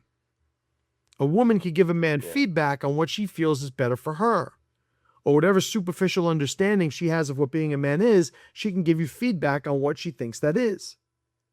But the only man that can give you, or the only person that can give you feedback how to be a better man is another man. Right. Now, people could regurgitate things. They could give feedback. They could share formulas. I'm not saying that a woman can't speak on what it means, but she doesn't know it inherently. She doesn't know it intrinsically. And at some point, you have to say, well, you know what? If this person, it's like somebody who has no legs, who's teaching you the benefits, the value, the enjoyment of jogging. You know they've never experienced it. So you know the limitations. Not that it's not inherently valuable, but it's limited. It's regurgitated, right? It's picked up from somewhere else and delivered to you. They're a vessel of that information. It wasn't born from their own experiences or their organic, retrospective, times alone when they were thinking about things that matter. Like, no, they're sharing shit. So you get a lot of guys that are listening to women on how to be better men. And now I don't think that this is sexist. I think that it's quite logical to say that a woman doesn't know what it's like to be a man, and vice versa. Yeah. I remember years ago, I put out a post, social media post, and admittedly, I was fucking with the internet for a little bit when I did it. I give this whole thing, reasons why I'll never coach women. Oh man. It's like, number one, you know me. Everybody that watches this, you may know me after fucking this time that you know a little bit about me. It's like, do you know a woman that you think should be coached by me? It's like, good luck, good luck to her. She shows up to be coached by me. But the thing is, I know that I would have to make concessions to try and Yeah. package these lessons, because communication is in the catch, not the throw. Mm-hmm. So if I want to actually coach a woman, I'd have to deliver it in a way that I think that she can internalize what I'm saying, which I know is going to be a sub level of the formula as I designed it to be delivered. Mm. It's like whenever I remember going to this Mexican restaurant by my school, and I saw the workers and the owner, like this Mexican couple I'm friends with. And they see me, they got like a Jungle Gym sticker on their window that's super cool. And she was eating with the workers, the female. It's a couple that owns it. The husband was there, the female and a couple of the workers. And I'm like, what are you eating? She's like, oh, we're having so and so. I'm like, what's that sauce? She's like, oh, that's for Mexicans. She said, like, literally, it's like, yeah, it's not for you. Like, so I'm like, why not? Oh, well, and she's being a sweetheart, she's being so nice. She's like, well, like when you grow up eating these spices that, your taste buds can process it, but for people who Right. they're not. So I'm like, oh, so you're calling me a bitch? Like, are you saying I'm not a man? Right? Like, of course, right? That was my reaction. So I'm like, well, you know what? I'm getting a burrito. I want a little of that on it. And she's like, Justin, are you sure? It's like, yes, please put that on. One bite. I was like, I would like to pay for another burrito, please. And I need water. Like the back of my head was on fire from this thing. There's a point where she knows that I don't get it. She knows I won't understand. She knows, and I'm going to have to experience it. And she's going to go, see? I told you, yeah. If I'm trying to tell a woman I can't coach you, it's like, oh, we'll do it if you want. But at the end, I'm going to go, see? When she's telling me to go fuck myself and calling a lawyer or whatever else. There's a point where if you want to learn how to be a better man, you have to find a good man. Modeling is something, the mentor-apprentice dynamic. Modeling behavior.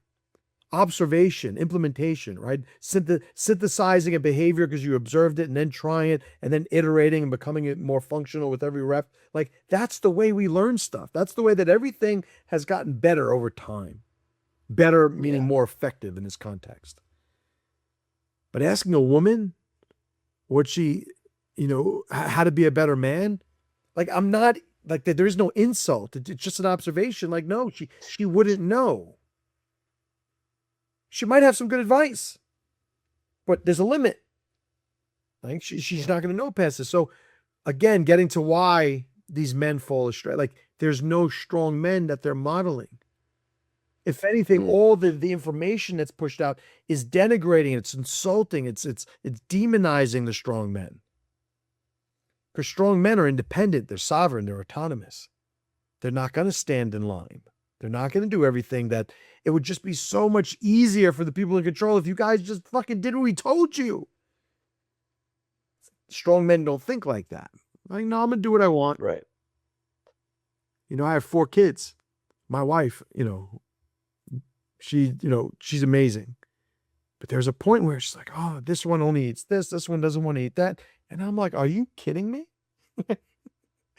Whenever she goes to, she's from Brazil, my wife, and once a year she goes to Brazil for a couple of weeks, visit her family, and I usually have the kids. Nobody has any problems eating what's being made, and you know absolutely why. You want to fucking eat? Like, this is what you're fucking eating. If not, oh well. That's it. Yeah. By day 2, everyone's like, all right, guess we're eating this. Yep. But that's the thing. You give people all these choices, and that's what winds up happening. And I think a lot of men these days, they have these choices without the consequences. The consequences aren't as severe. There are consequences, but it's the trajectory of their life changes. And before they could be offended, before they can reject that life that they're headed towards, they've already acclimated to it. They've already told themselves that's who they are. Right? There's a process of exposure, right? That what exposure does generally to the brain. And I have this thing called the FADE framework, FADE, familiarization. It's this whole thing. I'm not going to get this whole thing, but basically it's whatever you get exposed to, even if at the beginning of your exposure, enough repetitions, you will find yourself defending it. Because enough exposure has you connect your identity to its presence. So it used to be something that was foreign and you were opposed to, but then it becomes familiar. And then eventually you sort of want it around because it kind of reminds you that you're you. And it's a very interesting process. It's observed. Yeah. There's a bunch of people have a bunch of different ways to talk about it, but it's really the access that your brain gives to the environment. And when you're exposed to something enough, you will find yourself defending it. It's why, like in when you're raising children, like it's, I'm knock on wood, my daughter's only 11, but they say, oh, if your daughter ever, has a boyfriend that's a piece of shit, don't say he's a piece of shit. Don't forbid her from seeing it. Like, you got to just allow her to see it. I don't know how I'm going to do it that, by the way, so that's not advice. I'll let you know. I haven't gotten to the point where I'm developing those formulas, which are usually preceded by doing it terribly. So I'll keep you informed. But it's like the reason you do that is because she has to become influenced by the exposure to the criticism. You can't just deliver it because she's going to go, no. Like think about, I don't want anything, that's a non-controversial topic, right? So trannies, right? So there's a point where we used to call them cross-dressers. And then Tuan Tom has a whole thing on this. Is fucking great, cross-dressers. Then it became transvestites, right? And then it was like transgender. Like she-male came in there somewhere. Like I don't know where that was on the fucking. But now it's like it's got its own codified language that everybody is pressured and exposed. Like you're supposed to do that. To the point where I remember my oldest son. He's the only one with social media. 18, I let them have social media. They're not allowed to have it before. And he had a bunch of friends. And he had his girlfriend, my son. My son's a fucking midget. Like I'm 5'5", he's like 5'4". I'm like, man, like whatever. But whatever. You gotta get your weight up. But he had this girlfriend who was like 5'9". Pretty girl. So it's like good, right? Because that nowadays, like the first thing you're very happy about, it's like, okay, woof, he's not gay, right? Because that's like a bullet that now in society, you don't fucking know. Like, what did I expose him to? They watch enough shows, all sorts of weird shit. But I remember seeing, like, looking at her Instagram. He showed me, oh, this is the girl I'm dating, whatever. And she had she, her. And I'm like, she's one of those. And he goes, no, Dad, she's not. So I'm like, what's with this she, her thing? She's a fucking girl. Like, what is. And he's like, listen, if I can't talk to people that have that, I won't have any friends. So I was like, all right. But your friends are fucking weak, right? It's like, just make sure you understand it. But there's a point where it's ubiquitous. Now, I met some of the people that he hung out with, and like they're good kids, but they don't know any better because this is what they're exposed to. So how does it happen that young men are given a different path? They have to be exposed to that path. The only way that's going to happen is if they are able to look up to, admire, aspire to be certain types of people, which means people like us, people that are, capable, that are dedicated to training and becoming good men. We need to find a way to influence more people around us. We need to put that word out. We need, and not just social media, but social media is the vehicle where most of the kids are getting brainwashed. We just need to change the exposure ratio between strong messaging and weak messaging. And it's going to take time. It's going to take reps, and not everybody's going to make it. Remember earlier we were talking about what's one of the costs of a man becoming stronger. It's like, he's got to let some of these people go. Or just the same in that vein, we need to understand too, there are going to be some people that ain't going to make it. But we're trying to grow virally. I have 4 kids. I'm trying to make 4 strong adults. Well, that's 2 strong adults made 4 strong adults. And they're going to hopefully make more than that. And next thing you know, you have a whole army of strong people. Because nobody said everybody's supposed to make it, by the way. Yeah. So I'm not interested in saving humanity. Humanity could look out for humanity. I got bills to Right. pay. I got kids to feed. You know, like I'll let everybody else worry about those big fucking problems that nobody can fucking handle anyway. Right? What else you got? So just in that same vein, like if these young men that are listening right now, if they don't have other strong men as mentors to kind of guide them, what do you think this looks like in 10, 20 years from now for men, for families, that's culture as a whole? If there's no way to rectify it, the absence of Yeah. strong men, then it's going to continue in this downward spiral, which I don't think that's happening, by the way, worth mentioning as an aside. But if it were to happen, it would continue to a downward spiral where everybody would be to be told who they are and the rules they have to abide by so they could have access to their stimulation. Yeah. In an article I had written last year, months or whatever it was, one of the lines I wrote was, when people get into the matrix pods or put in the matrix pods, they'll step in on their own and lock the door from the inside. People will become so weak that they opt for that. You already see it these days. There's just people like that already. Like you look at some of these YouTubers, might be making a lot of money, huge following, everything, but you're like, this person will not survive in a real situation longer than 5 minutes because they are so, what is it? Specialization is for insects, right? These people are so specialized to this aquarium of our society that any shift in the ecosystem, they're dead. So the idea is, if we're not going to be specialized, well, what does that look like? And it is capable is the answer. And capability transcends the specialization. Capability has to be generalized. Right. And this idea of like generalized, like, well, like what does it mean? It used to be in dog training, you teach a dog to sit and you say sit and he sits down. Like, oh, he knows how to sit. Well, no, he knows how to sit with you in this environment at this time of day with that level of hunger, like all these different things. It's like when he could sit no matter what happened, then he knows how to sit.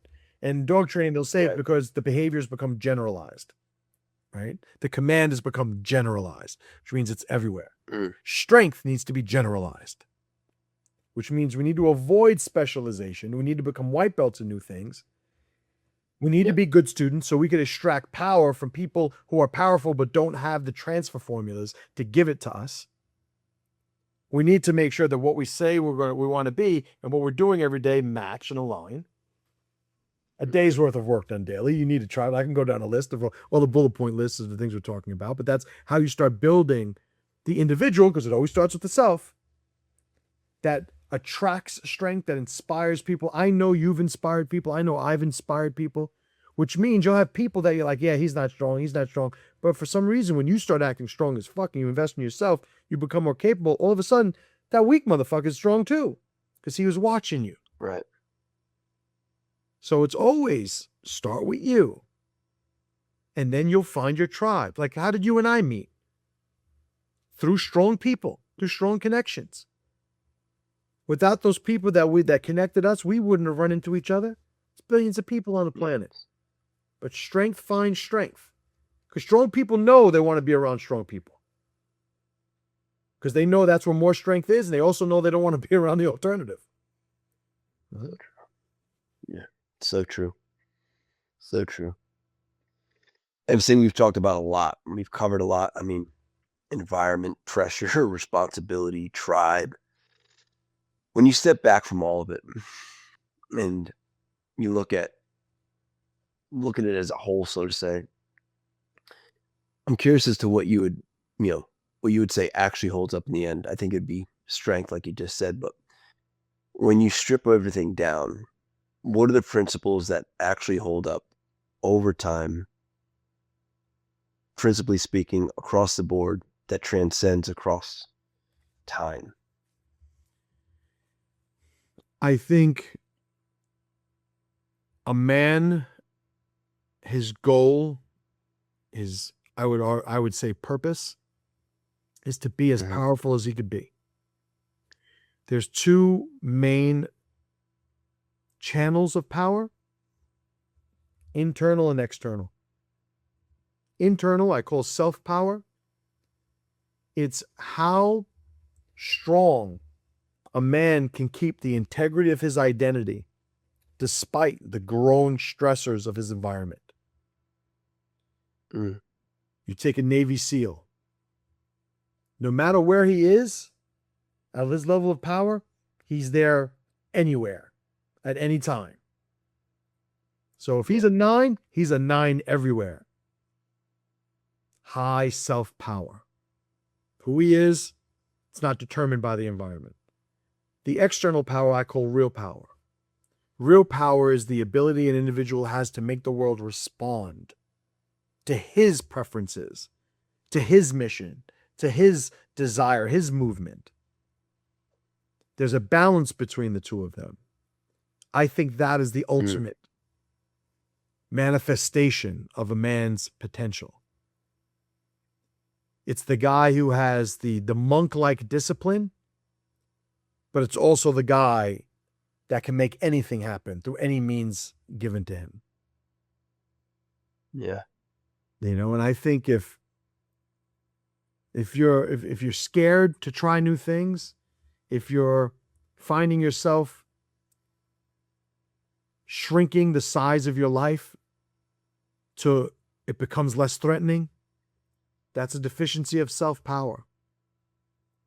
If you are who you are unapologetically every day of the week, and you know who you are no matter where but nobody listens to you, you can't create anything, nobody can articulate a reason to connect with you as an ally, you have no real power. And I think with a man, whether he has a tribe or not, that's like tribe is later. Oh, I'm seeing, in my podcast, is one of the most common questions, probably the most common. I don't have a tribe around me. What should I do? It's like, what like, that's later, man. It's like, are you lifting weights? Are you training martial arts? What's the last course you took? What are you studying right now? What book are you reading right now? Doing any writing? So what does that have to do with anybody else? No, it's about you. Become worth the shit. Remember, I made the joke before. It's like, you don't want to be a worthless piece of shit and find other worthless pieces of shit. It's like, no, hold off. It's like, you're a 400-pound dude and you're looking for a wife. Lose the weight first. Like, you'll get a better wife. Don't find one now. You know what I mean? You'll be fucking riding it like a fucking seahorse, and fucking at the beach next year. Like, don't do it. Don't do it. Lose the weight first. Oh, man. We've covered a lot, man. I told you on prime time, baby. 100%. 100%. This is definitely something dudes are gonna have to listen to more than once. You're dropping bombs and they're gonna have to work through the rubble, which is awesome. It's exactly what I wanted. Exactly what I knew I was gonna get. And I knew exactly what was gonna happen if you had the willingness to jump on here, and I appreciate you doing that, man.